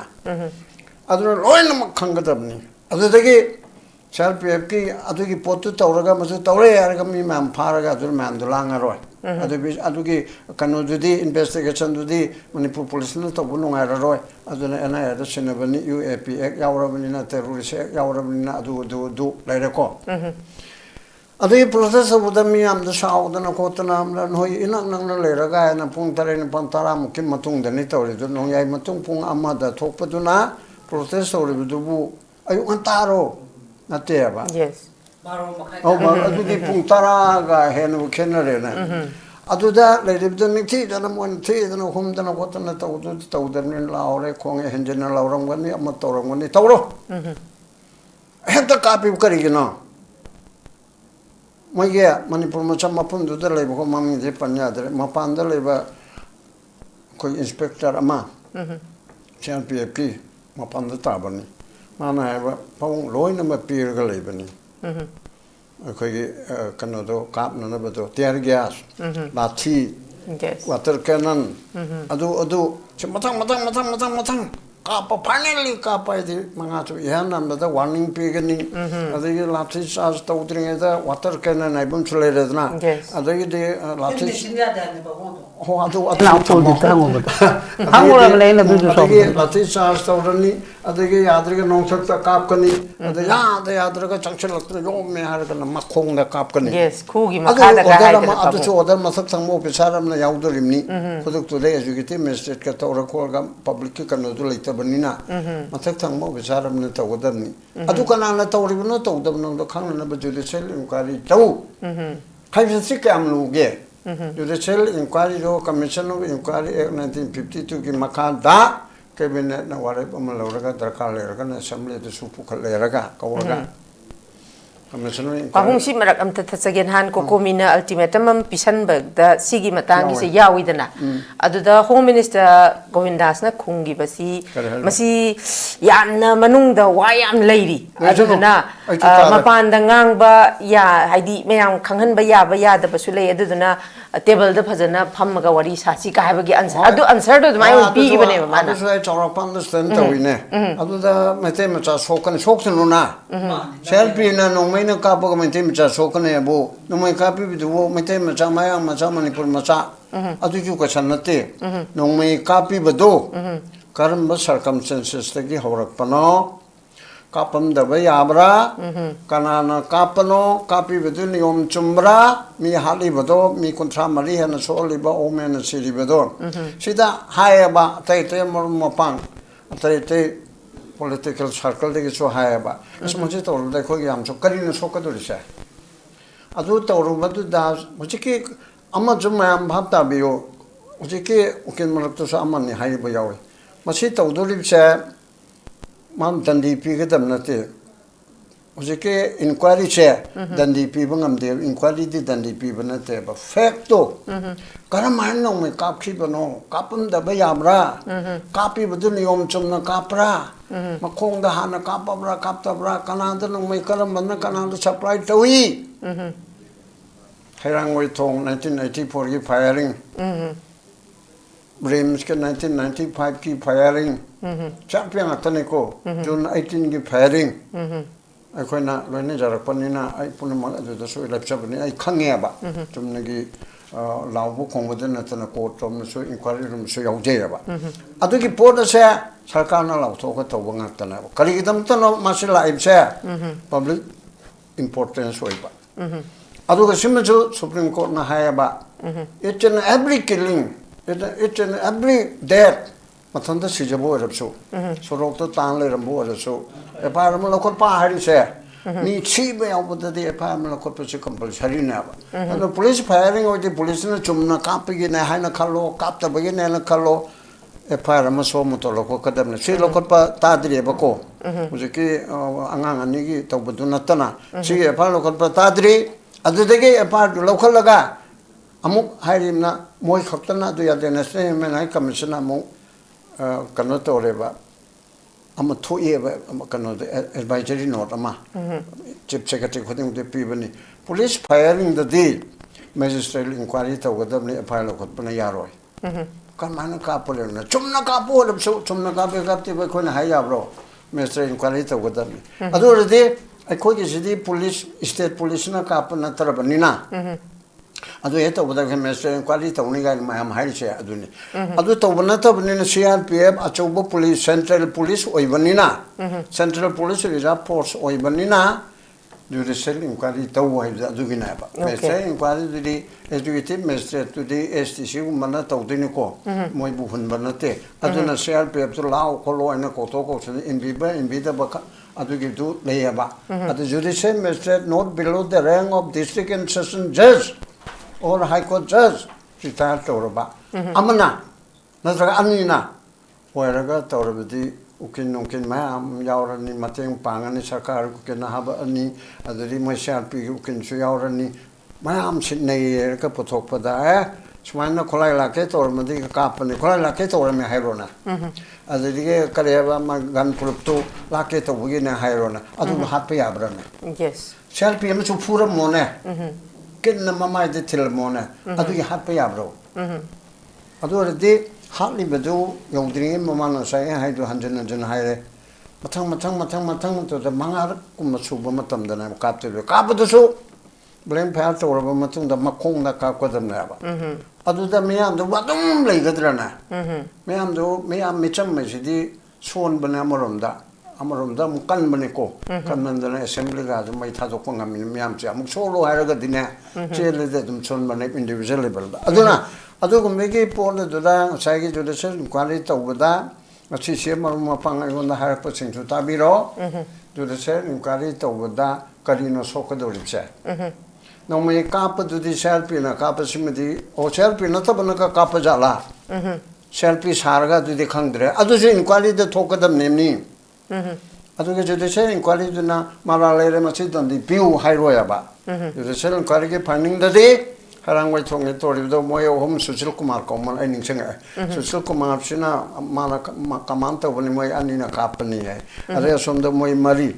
ꯔꯤꯝꯁꯀꯤꯗꯣ ꯑꯗꯣ ꯃꯔꯤꯁꯤꯅ ꯐꯥꯏꯌꯔꯤꯡ ꯇꯧꯕꯅꯤ ꯃꯣꯏꯗꯤ ꯇ꯭ꯔꯥꯏꯌꯦꯜꯕꯨ ꯆꯠꯇꯦ ꯔꯤꯝꯁꯀꯤꯗꯨꯗꯤ ꯗꯟꯗꯤꯒ ꯐꯪꯈꯤꯕꯅꯤ ꯀꯣꯟꯅ appeal ꯆꯠꯄꯗ ꯊꯥꯗꯣꯛꯄ꯭ꯔꯥ ꯈꯪꯗ꯭ꯔꯦ then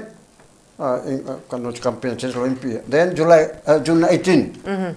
June 18 ꯇꯧꯋꯦ ꯑꯗꯨꯕꯨ investigation चथदब माले सीआरपीदना कापेन Upendra commission सेंगना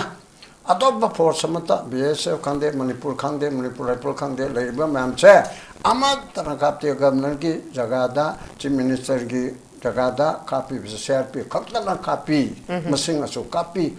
पीरगा लाले अखोई मल्टायर ओइग्रब मयामदो अदुगी कंपेंसेशन फंगे हाईकोर्टगी चुमेना अदो सरकारना अमुक मोय मथक्ता लोको कबजलोकोतम अमुक कक्तंगा सेंग के लास्ट होइना हुजिगे जुडिशन करिबा का हान ममांग रे कान दे करी कान बसन नचल सम अदुगा हुजि खर खेनै को ममांग दे ममांग दे राइट एक्टिविस्ट यामदबनिना जुडिशन करि तौरनि रे तुमिन जबक लोकरे बिसिंग मनुद थादे हरेबा अदन कला योरगे तत्ते हुजिक्ति उकिन मरक्तगी मैरा पाइबी मरक्तगी कोकोमी अमुको फमुको लेबा मरक्तगी मेरा सुजाता गुम करिम तौना हंगदगी खोकदगी लेरमनेबा नोय नहान लौथोखिबे करि जो क्राइ ओरे हंगदोलिमनेबा अखोचु थीदोलिमनेबा ए थाहोम Paige Helena kana huje akoi issue sigi inquiry to lamba commission na chobu ma leibdo adu je lupi aba sisu khalo lawbo ma darkar ni adu machidi akoi government ni india na kuki na hobone metai na hobone mo hangam de manipur na haibi yade individual na haibi yade huje ki high court ke retired chief justice lamba do so retire to ora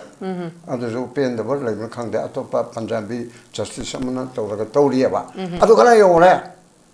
tha taruk khakti ge haibne taruk But Matamudi Karachangani, Milisung Kungi, Epidabit Nebako, Epidabit Lisung Kundu, Tamata, the Aroidana. I don't go to Henman Bamiao, the Shalam Toran reporter, Piu Selgi, Hamaytena Hana, Huni Hajel, editor Gilena, Matayani, Hong Moto. Yes. I do the show. Matena, Hunan Lan, Uhandana, Sondam, Sawatan Matu, Iho. She lonely level, the highly bomb something like that, something like that was a key, the wrong low big door, subsan operation to talk piraba, Niat Padu talk piraba. Adugana, that's an Kesatara. Then shall be a chair. Must inquiry to Viro, to the same inquiry to Jazama, retired Jazama Tibiraga. Then I said that we are dead. I could get Uncle Annie Halley, but Uncle Marie Mangasugura. And then the act of terrorism to say, Jose Amesana, Modi Gina, Auto in Dana, 29 Dana. Yes. Massa Altrabo Macale and Aina, Katang Gunman Mamandra. Massi Manipur Lalo Bachi, Motatlani, Haraga Cookie terroristi, Modi terrorism of Tokte, Lalo Vanes, Haide, Modi insurgency should not take. As a motion a day to Mahon and Naba, Moidi Lana, Hobusi Yananaba. Belige Lalo Bacha, Machimutat Naba, Aluga, anti Indagi Mali, Bomonga share, Machito Novatora ni, Haina Haibo Maleba, Aluga, Terroriska, Lalo Bogasu Kene, Boko, Ayazom the Sangaroi, Terrorist Sabicina, Mofuman Kangdava, Ideology later, the Pangata Hapa, Alugi, no may later, Popi in Arga, Kalito, Manipur Gababa. Achita Wokopana, the Manipur Gizala, Holibdi, Ayla, Wokopanate. Manipur Gala, Holibdi, Marata, Namdana, Losinki, Hybidi Mona, Hybi Waneko, Losinki, but the gay. I could hunt up a tacta, Parsi, Seta, Jahikulum de Tamdana, Aga Kulum de Kaktada, Chokundrani to Kaktada, state state ni haibanina ningma thungdaba mayam leibna achi mayam chwari saraga political settlement amatora purakadam neba nungmaina nam thabo ngamoya suma sangdo kidor. Okay, thank you very much babung. Ai babung nabakishore mu laksage babung hojik si khoi problem si nong magi akoina miyamna expect tawbadi normal si akogi peace restore tawbani pami si restore tawbadi la dana babung nong magi ne haidi hanagi government to leiringai da mu pendre president rule la khara phagadra mu khalle adu sung pendre anoba chief minister ama mu khonge amakoi manga khangna ministry su expand tawdana dum leire sida tang mari dagi thokiba thongdoksina babung na sudum pan birisini April sibok ta mi taraga ma thoije unwanted incidents koi series ta thola kanda mi tarama thoije sigalla bane babung adu asiba khatane mangjari se ex gracia lak tara lauthoe adu si pende haidana koi je democratic oiba khongjang chang protest tawdana rally tawdana memorandum pisandana tawre dui targa su babung miyamna pamliba miyamgi expectation koina peace restore tawba pamba adagi highway chatpa free movement leiba pamba idps mayum changba khotpa sidi babung sidi akoi mangda mangra tan ga chanariba adi leiriba government si dami government ni kemta tawba ngamde habasi babung miyamna khangeba miyamna tainari se government daneba adu government sidi kem tawba ngamdre habasi dum khangeba adu targadi babung chileta tarak pa isu wangji akoina hap khibaneba akoina chahi mangagi right to makoi de piraga makoi je thagat khibaneba adu bata ga di makoi se mana se swam kan bata ga di moi gi kalli ba mana se akoina na tro mu adum mana se hangdon ga duise hangdon ga da akoi ji su chokhai mai magi na pak ta da leikhale ba babung adigi hauram ba I hau angang ani laitre pabung drama thui sigala pasida haji cho handa protest at pada so ekhole personal loin tar to e haji school kare masa thabak ngang nombal loin chanare asi baga tang mangjare adu khale raga amu tawrani mu haurani babung si phibam sida babung khoji swain chum laidora bra peace restore tawge hai tar ga di akhoi se hai lairiba khoigi representative sing sidi masana khangna thabak sidi tawrakani habagi thajaba sidi babung mami yam same ba babung si phibam ja kari akhoina tawgadu si babung kari no babung kari expectation leige babung nase yam chume adana ni hojiki regional party ma leiraga aikhoige ishagi thabak si irom don oina decision lowa ma pami ga na khoi tamo mani order su ngak ta tana tum panbiri je kaina da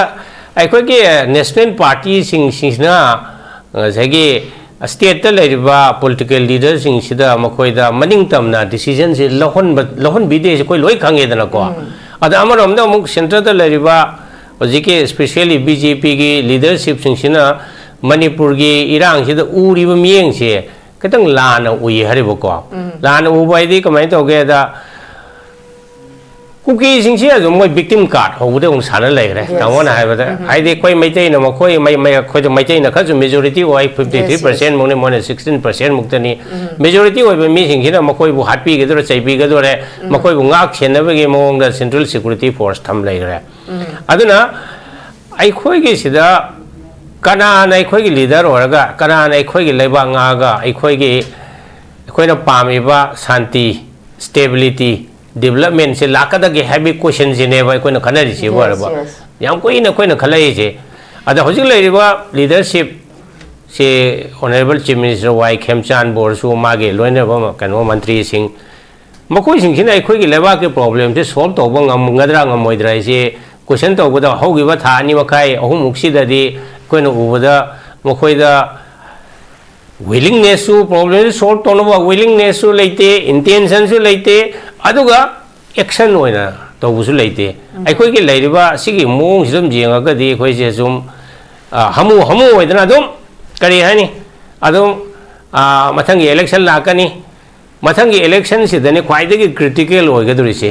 critical oi sida kana bu khoi ge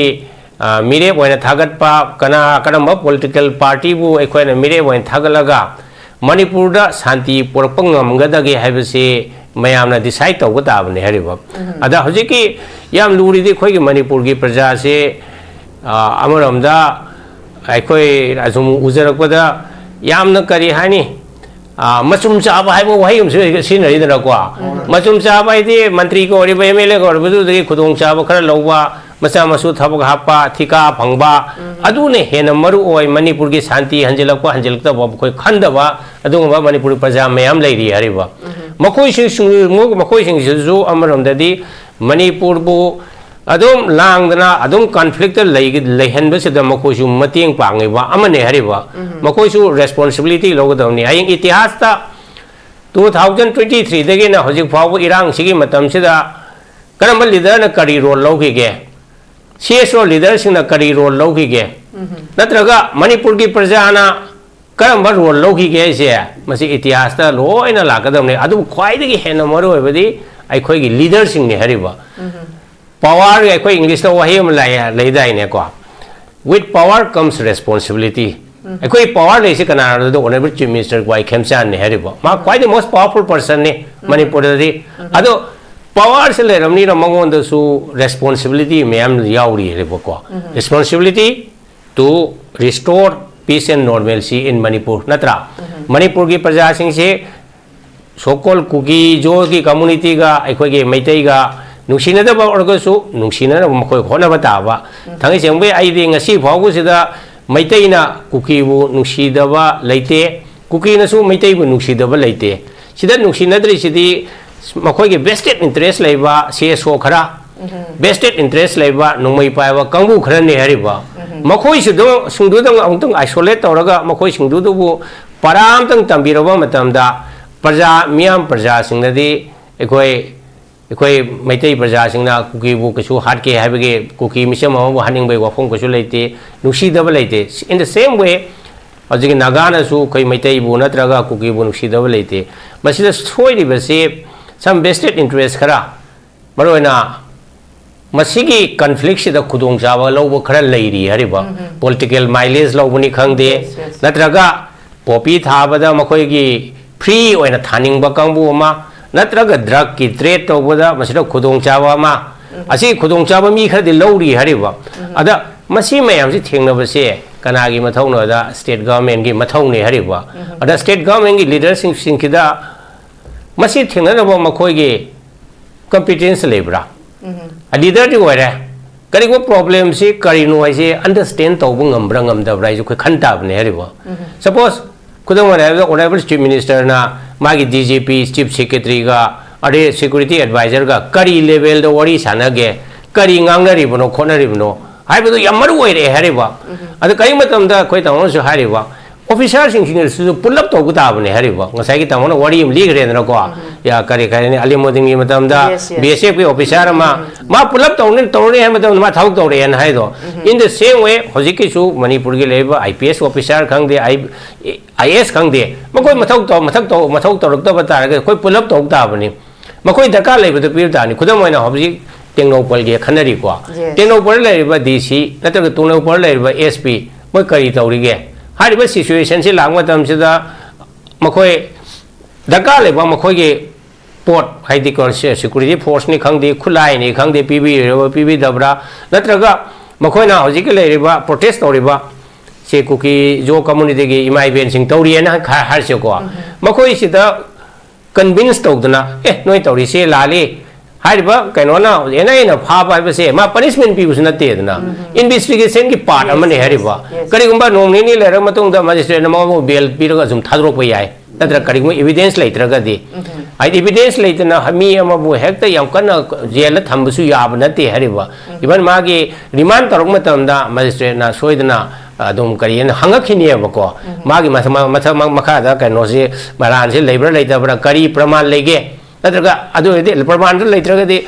remand tok ta su shortest period wada pirakane ba ai khoda am pi ge ba akoina 1991 sai de imphal gi DCI oirame ba ko koi dising magistrate su oirame madam da yam sathi ba ek tada na ma lerame ba terrorists and the anti disruptive activities and tada ai makha se da khoi ge naron sing je hai phai ya ba ada madu riman pi bai ki thabak se koi DC district magistrate koi power pi re ba ada koi mang se puthore ere ba riman pi bi wan police kina ada moi su matam de koi bu convince tong no bai da mukta hai bun pa si ri no moi si phangi hai bun pa si ri hen ge ne phangi nai koi da adum utkani hari ba jumbalan ba dum de moi wari ni ko ai koi na riman khulai phangi har ga di ma se terrorist activities da yaw re da koi riman se sum pi hari ba ko aduna magistrate sing da tori ba thabuk se su yamna mechanical na te moi su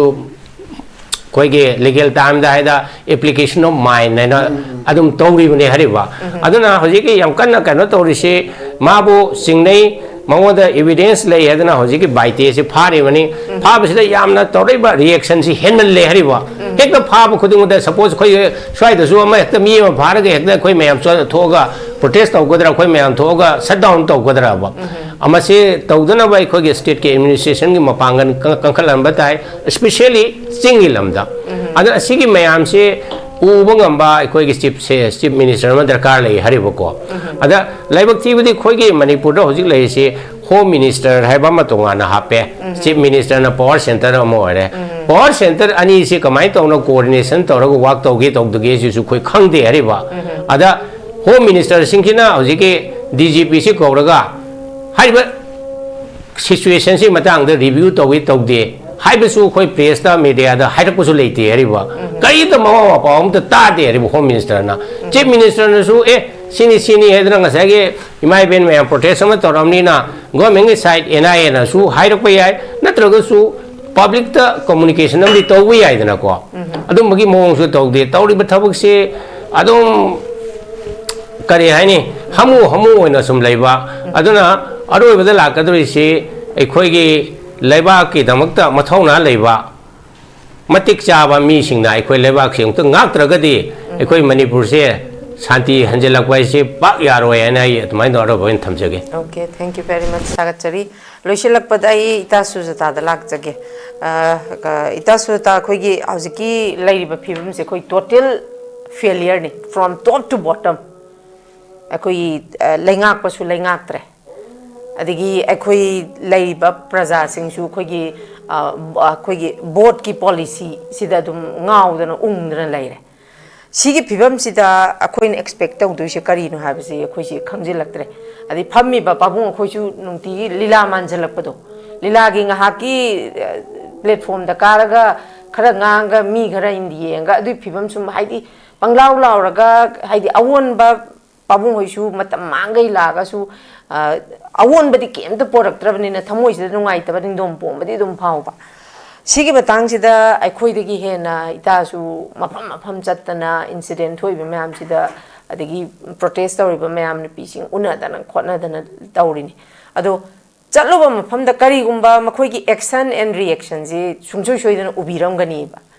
si uri bimam sida any leba ki issue madan pi khoi se dum frontliner oina lairi bane ba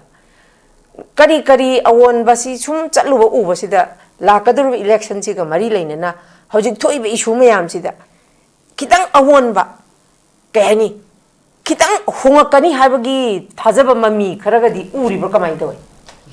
personally ko in hangal easy adum kano ne hari taseng na habada yamna kano obasu ide du ka taseng na koi kai hani khangje da ba habadi ko koi micham yam se dum emaivel ahal laman leidana ko taw bi base kamaina to bono ai na isini me bot se tase no moina lep ke laktra ga su makoina thagat chabe ya ha basu khangda ba habadi masai gi hak masai gi right khangje da ba me amam su leba ko dun si se maram obana adu mobilization ko youth ta ga se ina dum hai adum thena ba thai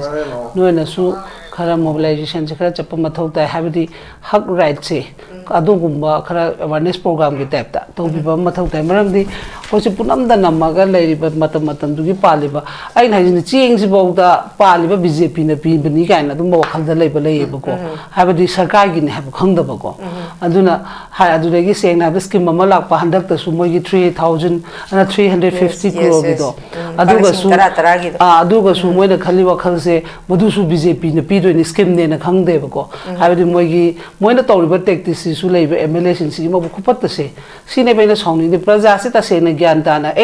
madudi hayeng mai gi department aduna social welfare na kaina korokadabani hayeng club ki haira khini khot kani haideba hujik moi logic ki type the boat khombai type the ga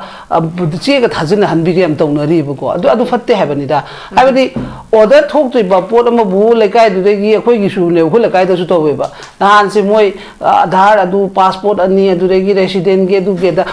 adu ge dai gi myam ma haine ba ina kai gi no habada skangde moi nahan gi tara to bu account jangani hai e kai no na hai su so na di manahan budget to bill do tamo assembly da kano to gudangari adu order thokraba kholaba department na ka habdi adu ka khangjaba na te ba moi leiba commissioner oiro moi leidana ko hana ex oiba ma'am na ka moi leadership hai tare moi ku worker gumba dum mana sum to biba male adu bo aina anamba da di chalaga hai se poches maina to bya si to bya na di khara khoisu dum chatpa leiba matam da dum pdp ba ko adu sum ba gi se khangan ba habadi pot khudimak se khoi gi khani hairi factory sina puthoro pai bjp party na congress party na maina dum lei le moi wakhal se aduna adu punamak se akhoi gi sumaina sarkar government sina torok pani duni hayeng government se taseng na leitraga su poti le hewni haiba ga se khara gyan ta hanba ma mathok tai ba natraga di jinga ga pirak pase moi gi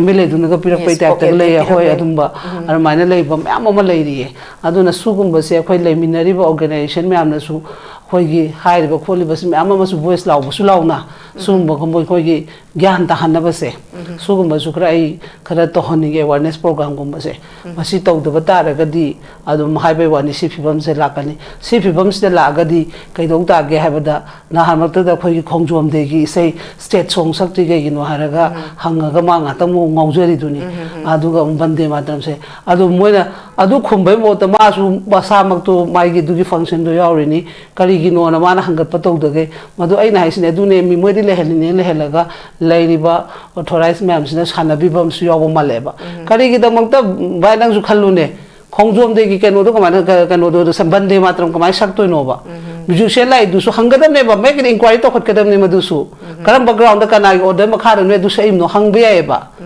kai rom di yauri ba ko adu na ai na adu da ne ba khoi na khoi gi miu ching da ga sauri se usita pa gi potam di lai ri ba madu organize to do kana no madu gi song do adu su inquiry to be ai kai do ya ro do no state ama da bu mi gi atho ban mi gi palan du da bu bande matam sahan ba bu kana cha na ge ba ai gi state song le jedra bra ba adu adum ba to da ge no as mathang da kare mathang da to gi gyan ta dre gumba sum ba ma se du thaklak ta bane ba du na dum adu na ai na di ma ba han da be na te ai ken da ni ai gi ka ja gi se nu ko su kai de ai de du da bot ki khom ba gi khom da be na te soi ba leader as a leader ma gi soi ba do hai ba nei di ai gi ken de gi na de khoi mla adum phai hai sini ken da du mai gi to bom to po to je adu mo oi da ba du di to gnu hai da leader oi na le ra ga di miyam se achum ba da loi pu bi ra ga loi masa masa gyan ta har ga sini ko adu di hayeng suppose hari nang na si anchor oi nga da achum ba do tom ta di achum ba do khong ta nang gi heng next lak generation na su achum ba do to ning doi ne ba ar mai tok do na thamam se hai ba wa ne ba ka pa di ma na dum punsi ju ba dum ka ja ba sano ba loi mak lai se to ba da bu step to achum ba rom da praja myam su moi na su gyan ta han ba da mam ya ba e akhoi da hai ga da ba na te akhoi da pisal ka da ba na te hayeng department order tholok khini madu matam du na chala thajan jagadabni tambi bam suma thoktai habani da moi da adu tong na dare bajiti moi gi hayeng mi du mang hi ni habai type ta wakhal se aduna sugum se ai yang kan to honinge youth tai gi kai de gi no ita hoina su ko dung ma awareness program ma am tin da ka ore na traga di na si gi se dum hanjan lai ne ba si di ta se na ha ba da si gi tim ji ai in and out ha do adu si di ta se na ya ro adu ka no bo tholok ka da mi da su se na ha ken de du da koigi ulai ge da candidate moi kya tholokani manga tholokani debate to hanba mla athakari no nang house ta changa ke dogduri house ta changba ga uiba kai do my violation ethikai ri ni ne do adu ma ta punishment pi dare pa ai na haise assembly for collapse ne ba ri se adu gumba me am do debate to kan da mi du khan ge da ne ba adu gumba ma thau tai adu gumba me am do to ga di hari khoi soida na mai pak kan khale adu ga sigi hujik lai ba step sida di akhoi na yang kan adu ne ai na haise organize akhoi leba ki tong jo khoi ju thamoi seng ba ma sum thau tai ko asum ba me am se tamin kan da di soida na khoi manipur have iram dam se kan bangangani adu akhoi gi leba ning bai bu bossing na su mai gi angam ba thak ta ko praja gyan ta halaga ꯆꯪꯒꯗꯧꯕ ꯋꯦꯗꯣ ꯑꯆꯨꯝꯕꯗ ꯆꯠꯍꯟꯅꯕ ꯊꯝꯕꯤꯕ ꯑꯃ ꯃꯊꯧ ꯇꯥꯏ ꯃꯥꯒꯤ ꯂꯩꯔꯤꯕ ꯃꯌꯥꯝꯁꯤꯒꯤ ꯁ꯭ꯇꯦꯞꯁꯤꯒꯤ ꯌꯦꯡꯉꯒ ꯑꯗꯨꯅ ꯁꯨꯝꯕ ꯃꯌꯥꯝꯁꯦ ꯇꯥꯁꯟꯃꯤꯟꯅꯔꯒꯗꯤ ꯁꯣꯏꯗꯅ ꯑꯩꯈꯣꯏ ꯃꯅꯤꯄꯨꯔ ꯍꯥꯏꯕ ꯁ꯭ꯇꯦꯠꯁꯦ ꯀꯟꯕ ꯉꯝꯒꯅꯤ ꯃꯗꯨ ꯅꯠꯇ꯭ꯔꯒꯗꯤ ꯍꯥꯏꯕ ꯋꯥꯗꯅꯤ ꯆꯤꯡꯒꯤꯁꯨ ꯉꯥꯏꯔꯦ ꯃꯣꯏ ꯀꯦꯟꯗꯤꯗꯦꯠꯇꯨ ꯇꯧꯔꯅꯤ ꯄꯨꯂꯞ ꯇꯧꯔꯅꯤ ꯑꯗꯨꯝ ꯂꯧꯊꯣꯛ ꯃꯣꯏꯅ ꯑꯃꯨꯛ ꯍꯦꯟꯅ ꯈꯪꯗꯕꯤꯅꯦꯕ ꯑꯩꯈꯣꯏ ꯈꯪꯗꯦ ꯍꯥꯏꯁꯤꯗꯤ ꯃꯣꯏꯅ ꯑꯃꯨꯛ ꯍꯦꯟꯅ ꯈꯪꯗꯦꯕ ꯚꯥꯏ ꯁꯤꯅ ꯑꯩꯈꯣꯏꯁꯨ ꯄꯨꯡꯃꯥꯡ ꯃꯥꯡꯕꯅꯦꯕ ꯄ꯭ꯔꯖꯥꯁꯦ ꯄꯨꯔꯥ ꯌꯨꯁ ꯑꯦꯟ ꯊ꯭ꯔꯣꯅꯦꯕ ꯃꯣꯏ ꯇꯧꯕꯤꯔꯤ ꯃꯌꯥꯝꯁꯦ ꯑꯗꯨꯗꯤ ꯁꯨꯡꯌꯥ ꯌꯥꯔꯣꯏꯕ ꯑꯩꯗꯤ ꯄ꯭ꯔꯖꯥ ꯒ꯭ꯌꯥꯟ ꯇꯥꯔꯒ ꯃꯁꯥꯒꯤ ꯔꯥꯏꯠ ꯈꯪꯍꯜꯂꯀꯥꯟꯗ ꯃꯗꯨꯗ ꯍꯛꯇꯣ ꯐꯪꯍꯜꯂꯀꯥꯟꯗꯨꯗ ꯑꯗꯨ ꯆꯠꯍꯟꯅꯦꯕ ꯑꯩꯗꯤ ꯃꯣꯏ ꯃꯌꯥꯝꯅ ꯁꯥꯎꯅꯤꯡꯕ ꯁꯥꯎꯁꯅꯣꯕ ꯌꯣꯟꯗ ꯑꯩꯗꯤ ꯑꯗꯨꯝ ꯍꯥꯏꯅꯦꯕ ꯍꯛ ꯔꯥꯏꯠꯇꯣ ꯈꯪꯉꯀꯥꯟꯗ ꯃꯊꯧ ꯇꯧꯔꯀꯥꯟꯗꯅꯦ ꯍꯥꯏꯗꯤ ꯑꯩꯈꯣꯏ ꯂꯣꯏ ꯐꯗꯣꯏꯁꯦ ꯅꯠꯇꯗꯅ ꯃꯣꯏꯅ ꯑꯗꯨꯝ ꯗ꯭ꯔꯃꯥ ꯁꯥꯟꯅꯔꯒ ꯃꯤꯕꯨ ꯒ꯭ꯌꯥꯟ ꯇꯥꯍꯟꯗꯅ ꯑꯗꯨꯝ ꯃꯣꯏ ꯋꯥꯈꯜꯗ ꯑꯩꯒꯤ ꯑꯗꯨꯗꯒꯤ ꯅꯣꯏꯒꯤ ꯀꯔꯤ ꯂꯦꯕꯔ ꯀꯥꯔꯗ ꯑꯗꯨ ꯀꯥꯔꯗ ꯇꯧꯕꯒꯗꯣ ꯌꯦꯡꯉꯨꯗꯅ ꯃꯥꯏ ꯈꯪꯅ ꯆꯥꯟꯅꯕ ꯍꯧꯖꯤꯛ ꯆꯦꯡꯃꯛꯇ ꯄꯤꯕꯗꯨ ꯍꯥꯏꯕ ꯋꯥꯗꯅ ꯊꯕꯛ ꯇꯧꯕ ꯄꯦꯟꯁꯤꯟ ꯐꯪꯕ ꯄꯤꯕ ꯌꯥꯗꯕꯗꯣ ꯑꯗꯨꯝ ꯌꯥꯎꯅꯩ ꯃꯥꯅꯤ ꯄꯨꯔꯥ ꯁꯤꯁꯇꯦꯝꯁꯦ ꯂꯣꯏ ꯂꯥꯏꯔꯕ ꯑꯃꯅ ꯂꯤꯁꯣ ꯊꯧꯕ ꯑꯃꯅ ꯐꯪꯗꯕꯁꯨ ꯂꯩꯔꯤ ꯌꯦꯁ ꯚꯥꯏ ꯌꯥꯝ ꯊꯤ ꯐꯨꯅꯤ ꯀꯣ ꯑꯩꯅ ꯌꯥꯝ ꯊꯤ ꯁꯥꯎꯅꯤꯡꯉꯦꯕ ꯑꯩꯁꯦ ꯑꯗꯨꯅ ꯃꯔꯝ ꯑꯣꯏꯔꯒ ꯑꯩꯅ ꯆꯤꯡꯁꯨ ꯇꯝꯁꯨ ꯂꯣꯏꯅꯃꯛ ꯂꯩꯃꯤꯟꯅꯔꯤꯕ ꯑꯩꯈꯣꯏꯒꯤ ꯂꯩꯔꯤꯕ ꯃꯌꯥꯝꯁꯤꯅ ꯑꯆꯨꯝꯕꯒꯤꯗꯃꯛꯇ ꯑꯗꯨꯃꯥꯏꯅ ꯂꯣꯏ ꯒ꯭ꯌꯥꯟ ꯇꯥꯍꯜꯂꯀꯥꯟꯗ ꯂꯣꯏ ꯐꯒꯅꯦꯕ ꯅꯠꯇꯗꯅ ꯃꯥꯒꯤ ꯄꯣꯂꯤꯇꯤꯀꯦꯜ ꯃꯥꯏꯂꯦꯖꯀꯤ ꯇꯥꯏꯞꯇ ꯇꯧ ꯂꯩꯔꯗꯤ ꯌꯥꯔꯣꯏꯕ ꯌꯨꯝꯄꯥ ꯑꯃ ꯇꯧꯔꯒ ꯄꯤꯔꯛꯄ ꯑꯝꯇ ꯅꯠꯇꯦꯕ ꯉꯁꯤ ꯇꯧꯔꯤ ꯃꯌꯥꯝꯁꯦ ꯑꯗꯨꯅ ꯍꯧꯖꯤꯛꯁꯨ ꯑꯩꯅ ꯍꯥꯏꯁꯤꯅꯦ ꯃꯤ ꯑꯗꯨꯃꯥꯏꯅ ꯈꯣꯝꯅꯕ ꯍꯧꯅꯔꯦꯕ ꯃꯥꯏ ꯑꯙꯥꯔ ꯀꯥꯔꯗ ꯑꯗꯨ ꯄꯥꯁꯄꯣꯔꯠ ꯑꯗꯨ ꯆꯪꯉꯦ ꯍꯥꯏ ꯑꯗꯨꯗ ꯅꯣꯏꯒꯤ ꯀꯔꯤꯅꯣ ꯃꯥꯒꯤ ꯗꯣꯀꯨꯃꯦꯟꯒꯗꯣ ꯌꯥꯝ ꯌꯥꯎꯕꯅꯤꯅꯦ ꯃꯉꯥꯔ ꯇꯔꯨꯛꯔ ꯁꯨꯕꯅꯦ ꯑꯗꯣ ꯑꯩꯗꯤ ꯑꯗꯨꯝ ꯑꯩ ꯑꯦꯋꯥꯔꯅꯦꯁ ꯄꯤꯕ ꯇꯥꯏꯕꯅ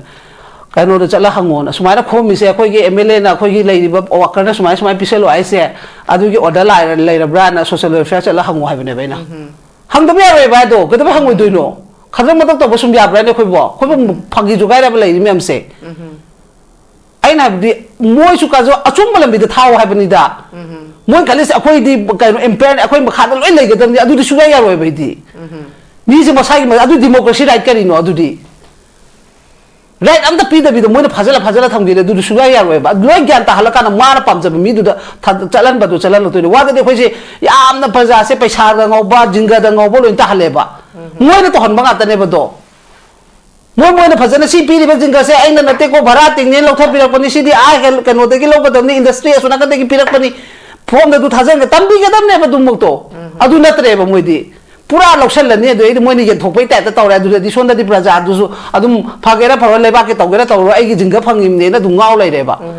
ꯁꯤ ꯀꯅꯥꯅꯅꯣ ꯋꯥꯗꯗꯤ ꯄ꯭ꯔꯖꯥꯅ ꯅꯠꯇꯦꯕ ꯁꯤ ꯄ꯭ꯔꯖꯥ ꯄꯩꯁꯥ ꯌꯥꯝ ꯄꯥꯝꯕꯩ ꯋꯥꯁꯨ ꯅꯠꯇꯦꯕ ꯃꯣꯏꯅ ꯃꯥꯏꯂꯦꯖ ꯑꯃ ꯕ꯭ꯔꯦꯟ ꯋꯥꯁ ꯇꯧꯕꯤꯔꯤꯕ ꯕ꯭ꯔꯦꯟ ꯋꯥꯁꯇꯨꯅꯦꯕ ꯑꯩꯅ ꯇꯧꯕ ꯌꯥꯔꯣꯏ ꯍꯥꯏꯁꯤꯅ ꯀꯩꯗꯧꯕꯒꯤ ꯂꯩꯕꯥꯛ ꯃꯤꯒꯤ ꯃꯁꯥꯒꯤ ꯆꯍꯤ ꯑꯃꯒꯤ ꯕꯖꯦꯠꯇ ꯊꯥꯒꯗꯕ ꯀꯣꯏꯂꯥꯁꯗꯣ ꯇꯥꯞ ꯋꯥꯍꯜꯂꯅꯤ ꯆꯍꯤ 2-3 ꯂꯣꯏꯔꯝꯗꯥꯏꯁꯦ ꯃꯤꯇ꯭ꯔꯪꯒꯤ ꯇꯥꯏꯞꯇ ꯊꯥꯖꯟꯅꯔꯛꯑꯅꯤ ꯑꯗꯨꯗꯗꯤ ꯑꯩꯈꯣꯏꯒꯤ ꯋꯥꯔꯨꯕ ꯂꯝꯕꯤꯗꯣ ꯍꯧꯖꯤꯛ ꯅꯨꯡꯉꯥꯏꯅ ꯂꯩꯈꯣꯝ ꯊꯣꯛꯇꯅ ꯆꯠꯂꯛꯄꯗꯗꯤ ꯏꯁ ꯃꯥꯁꯦ ꯐꯕꯣꯏꯅꯤꯡꯗꯅ ꯃꯃꯥꯡꯒꯤ ꯑꯋꯥꯕ ꯃꯃꯥꯡꯒꯤ ꯀꯩꯅꯣ ꯃꯌꯥꯝꯗꯣ ꯂꯣꯏ ꯀꯥꯎꯊꯣꯛꯈ꯭ꯔꯒ ꯑꯃꯨꯛ ꯆꯠꯄꯅꯦꯕ ꯇꯧꯔꯤꯁꯦ ꯄꯨꯔꯥ ꯒꯦꯝ ꯄ꯭ꯂꯥꯟꯅꯦꯕ ꯃꯣꯏꯅ ꯇꯧꯔꯤꯁꯦ ꯃꯁꯤꯒꯤ ꯒꯦꯝ ꯄ꯭ꯂꯥꯟꯁꯦ ꯑꯩꯈꯣꯏ ꯃꯌꯥꯝ ꯆꯪꯗꯅ ꯃꯣꯕꯤꯂꯥꯏꯁ ꯇꯧꯔꯒ ꯃꯌꯥꯝꯁꯦ ꯂꯣꯏ ꯒ꯭ꯌꯥꯟ ꯇꯥꯍꯟꯕ ꯃꯊꯧ ꯇꯥꯏꯌꯦꯕ तासु तारकनी खलेबा हुजे आइना का वा गांगजबसे मोय मैम अदुम आइ थेंगनबा मतमले अहनसिंग ओरो अमसिंग ओरो को बेमनंग नंग अदुम हाइजेबा अदुगी नॉलेज आइना गांगबदुगी वा नते आइ सुजाता लोय ओल कनो तो बगी वा नते लोय लोय तौबे आइना हाइसिजु आइना हाइसिजु सर्टिफिकेट पारा हाइरक नते नसाइगी हक नसाइगी राइट लोय मंगांग बे हाइबने बैना कदबेसु यारोय दुनो ज्ञान तामिनर कान लोय ज्ञान तारा कान नखोय मणिपुर जाखो सुमाइना नमदा थमगदी नहाना ब्रिटिश ता तोरम दुगरी हेन साथीगरे नखोय स्टेट नो दुम तो सेंटर तो पलाई ने अखोय स्टेट न सु नमदरी बाय अदुदा खुदोंग चाव लोबने बे सेंटर दी अखोय स्टेट की लेबा लीडर सिंग सिना प्रजा ज्ञान ताहलबा मोय लेमिनर का फजन ज्ञान तामिनर का सेंटर का पुतोक तो याबरने फना कनो पार्टी ओमिनेसनो डबल इंजन फना ओइसनो हेमंत बिस्वा शर्मा आसाम दा तौरिसिदी बा करिगे ngamba बिगिना मा मम्मी अहुम पान बसुनते मखु तरा पान बसुनते मिगिन स्टेटस कमाने फजन चलाइरिबा सुग्याम कन फजन डेवलप ओइरिबा अखोइगिन करी ओइद्रिबा अखोइदि मजे तौरगा सुतिनबने हारे दुगा लेवल अमा अदुने ना सेंटर सम नोम ना खोइन निगदम नतेबा चोप्रियम द लेवल नम दंगांग गदमने बखोइ दुजिति अखोइने ने आसाम दै अखोइने हेन चौनिगाय ओइबने हाबा अदो अखोइ लीडर सिंग ओहेंदरेबा अखोइ पुरा बिना मेशन की टाइप ता मोने लैरोम द खोइसु दुगु मो उसिलक्तदि अखोइ कबा उसितोइनो बा सेंटर ना उसिलंदी से कनानो मकों तो हंथी दोक्सेबा अखोइगी मीनेबा अखोइ मिहुत सिंगसिनेबा नंबर 1 अखोइ मिहुत याम फत्तेबा अखोइ मिहुतसिना मचानी माइगी प्रजा असेंबनी अखोइना मोइसे थागपिबनी हाइबेगी थमोइदेगी थोलकपा मै अमत याउदेबा हुजि कईगिनो ममांग मोइदे सानबिबदुना दुदा दुं आइदि प्रजादा याम कन्ना सु साउनिंगदरेबा हुजिति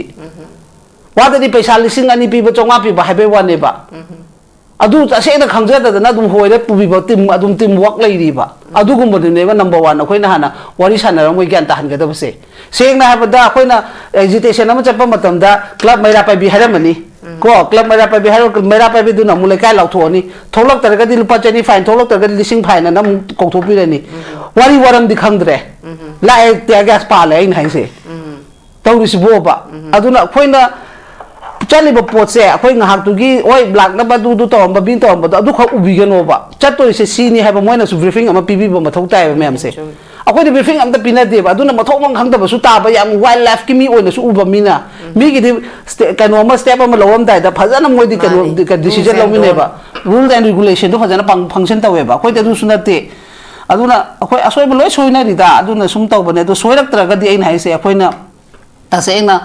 tausi khalaga di dumaina khara tawbada dum khara de khoi mai pa ka ne khali ado yang kan na khoi tasena praja se yamna kaino da mine ubada na senja thum jam mla minister man moina pire di moi mem jangda moi ka chang duri ge bhai na su khalo ba moina piba sare department da chalo kalam thadre jinga da pula bising chaw bai ne hari ren na du no ha ni moina puthara moi da pire ni aina mu haining je sigi matang sa praja se pabunok so ha habiri dana hauji lairi ba praja se akhoi gi generation dagi hauna pabung adu hangna educated oidaba isagi hak isagi right khangdaba mi se irei di lei salaktra ba khoi gi mamang sine ba ko ado hauji yang kan influence tawraga mi ge influence tawraga mi ge hypnotize tawbanga mi sidi akhoi gi generation sine adu taraga di amu sarkar na piri ba kholi ba mayam se aduda sarkar na magi pocket ai piba natte ha base ai khangam moi hai nadi ai di adudi makoi gi bai khang da bale tasena le khangdri ba jaga se khangda ba saruk ne akhang ba saruk ka se yeng ba dane hoi habidi khangda ba jaga khangda ba saruk sidi khara percentage bai ka nom hai ge ba ko sidi step se akhoi gi haidi 90s tagi pabung sai chahi chama ga yang khai se lairik tamak pagi hajikti well educated ne ba ai gi right se loin khangye ba si khangna haidi ai gi khudong cha ba khara icha gi issue gi ai gi dharma gi karma gi adegi ai gi luhong chi udna leira bani even ina kong sina dum ai gi yum yadre mai nupi mem chaluni semani adu फनेम थादनिंग द्रसु दुम थादगी दुई नत्रो हाइदि लेबा की issue सिदा coin हाबदी लेबा की issue सिदा Young से हाबनेबा अदो हाइदि ये लिबा पैसादु अखोइ दे लौगी बा पैसादु ने दुम ये लिसे अदुइ तारगदी मिहुतु दे असेंग बदु खलसिदना खोय अदो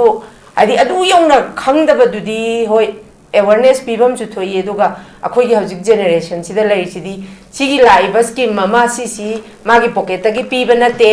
masi akhoi gi phangwam thokpa hak ni right ni ha basi khangna khangjan na daba haidi adum mi su adugi percentage tu ne helak pagi ne ba hojik thoi ba issue sidi aduna ado ke nom ta ha ge bari ko ta seng na da nan haidu chumme ba ado ta seng na awareness program se haibadi hojiki sima to dore ha ke mai gi kendra dugi mla na kai na apun ba gi habi de ba mai gi khujok khar kha da chale ba haibadi suppose nang na nang gi kendra dugi mla odi nang information phang ne ba nang oi da mi na u phang oi do ne ba adu gumba differences tam tham mi ha ba gyan ta rai ha ba je suppose ai MLA se kare khalo nang MLA to kare khalo ba nang MLA ka pa sigi mai gi team leram duine ba mai team duna mai colleague ma ka khangna ba mai ke adum leka chala to ho aduga atopa na pau su phang da ba ko su phang da na kai doinu khangda na dum le ho ba su le ha ba adugi pot se ta sing har ka da masai gi choiri se ai do na te ba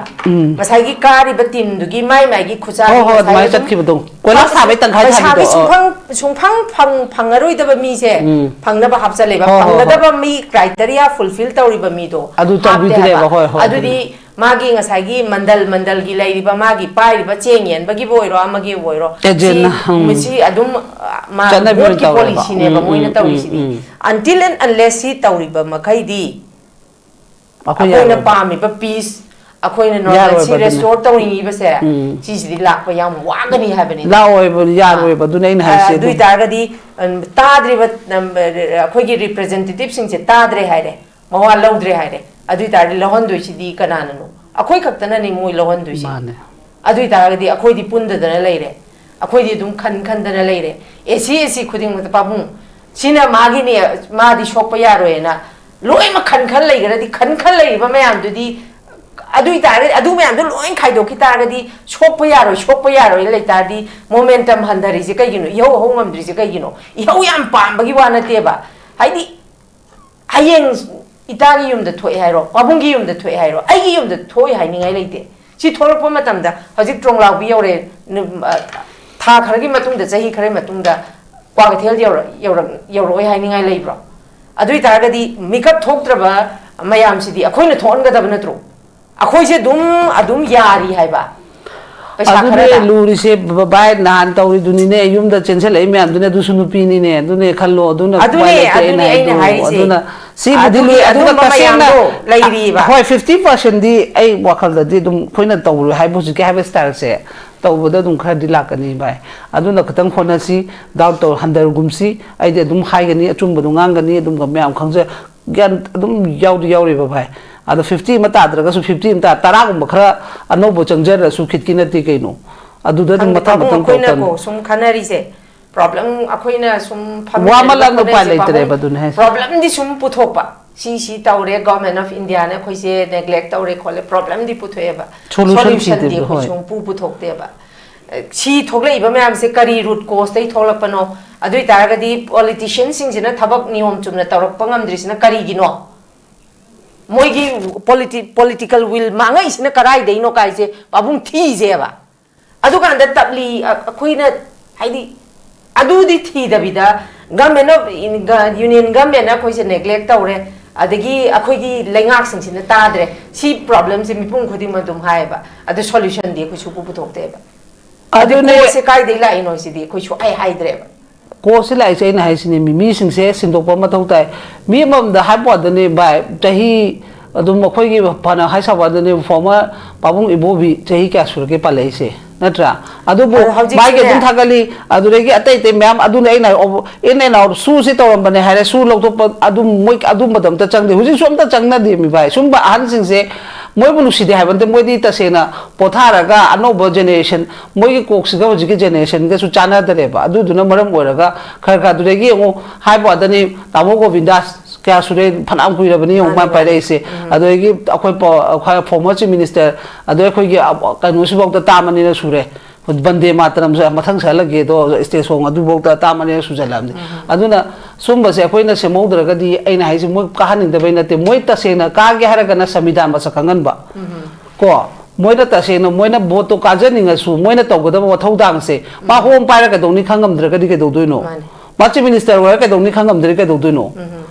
buat mai gi kano dune mai service mai gi kano dune ba chana duidi adune bang sai de khoina hai do aduna adugumba khangman ba do moi da tambi ba ma mathau tare kahan gi khalaga na adugumba kharam aduna ine awareness program MLA hai karino nang house anga ke dogduri samidhana kari piri state ki damakta karam ba samidhan law and order se kana subject no harak supreme court na ga ha law and order subject ko state ki ne na center da juta no ya podi modi ba mito mira cha changhalak padu bo akoi kana na no matam dur palam ba du sing du na tru ha madu matam are center na thajalak pani habdi ya wedna yanaraga khoi state ngak thok chana ban lai ba du na su yaraga changnai na tru su do kem to no de khoi to bong moe na hai bangam da na dum toksali na tru adu ya khoi soi ba damam yaudro aduna khoi soi ba mam je sum thammingai de dum soidara ne aduna anova face anova election madu gi poto ta han bangam dra ba praja miyam khoi na adu ta de dum hayeng bom tonglo bi pukhai ba do khoi kang ga da dum pukhai ra ni dun okay thank you very much yeng bata bani hoji upai leite id 2027 ki election sida kari awon ba por kadori no miyam na hoji pende harga su election sida na kari awon ba por kadori no habisi yeng bana tana pabung ko ju upai leite id koi khara ngang ba sina tana id tauge khanba hong hallage khanba khoina hong drabada kari no ba kana da no khoina taina ru duise prajana gyan tab da ba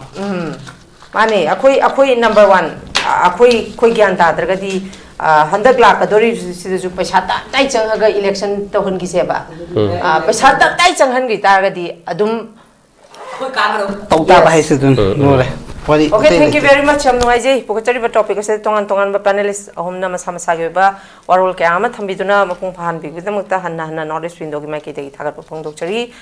loine na miyeng tabiri ba khai punam ki mapam dagi su kaina na baya thangni jari. Till then, take care, stay safe and good night. Haksan Panatamgi Hairabadi, Iram the Masimak the Laiba, Kwaidagi Paraba Hospital Singi Manunda Ama Oriba, Babina Hospital Lajari. Mapamasida, Tazaba Yarabamadi, Seliam Chandana, Specialty Kunhen Badana Lying Bagi Kudong Chaba Pizari. Pediatrics, Cardiology, Cosmetic Surgery Amadi, Specialty Makal Makakayada, Aikogi Specialist Singna, Marik Chumna, Kawai Hakchang Yauna Lying Jari. Aduna, State Wangada Mokari Chalugani, Aikogi Manipur Hogiti, Awang Bataki, Healthcare from Labada. Matam Mangan Biraganu, Sel Henatingan Biraganu, Aikogi Specialist Singdagi, Malengi Apabataki Lying Pataki Yumpam Oiba, Service Lobiu. Babina Hospital, where hope meets compassion. Akupamarol Gidamag, Babina Hospital, Sajiwa Gel Road, Kabay Soy Impal East Lengsing Birau. Natraga, Aikogi phone number 6909 390666 call to Birau.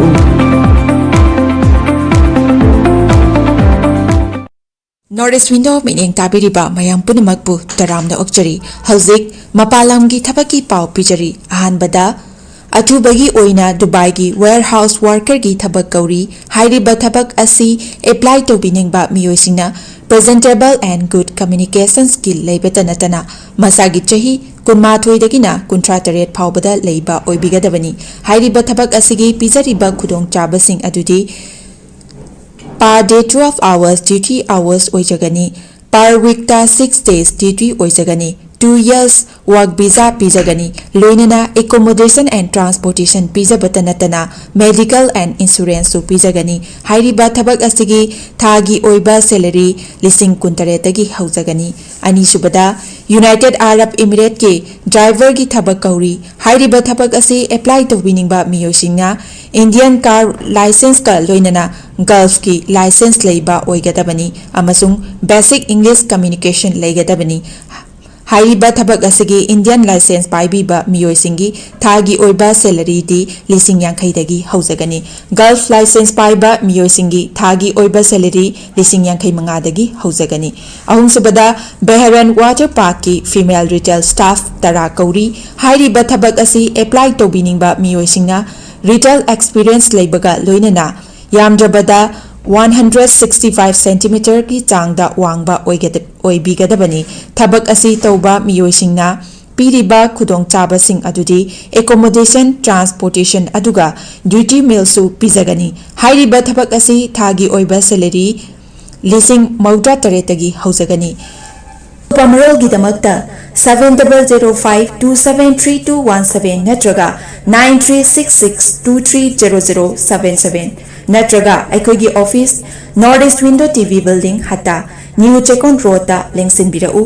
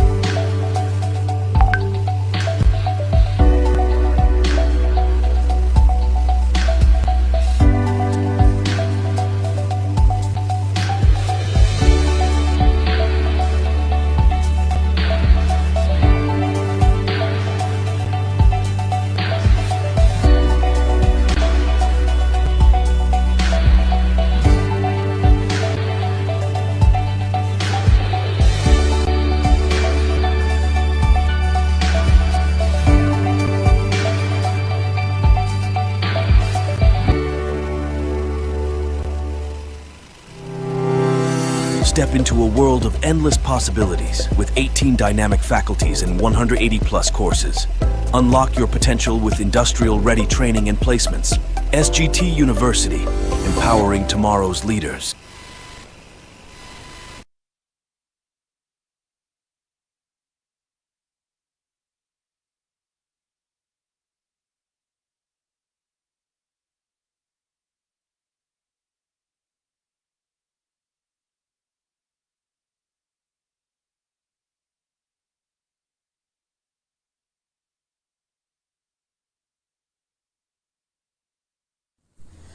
ꯅꯔꯁꯁꯤꯡꯒꯤꯗꯃꯛ ꯑꯆꯧꯕ opportunity ꯑꯃ ꯄꯨꯗꯨꯅ ꯂꯥꯛꯆꯔꯤ ꯃꯗꯨꯗꯤ ꯍꯧꯖꯤꯛ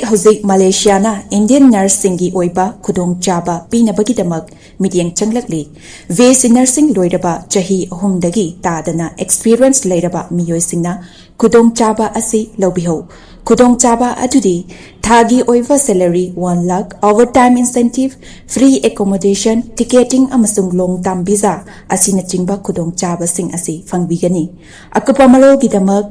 makhada pisariba 7005273217 natraga 7005063196 ta contact tawirau natraga aikhogi office Northeast Window TV building hata New Chakun Road ta lengsenbirau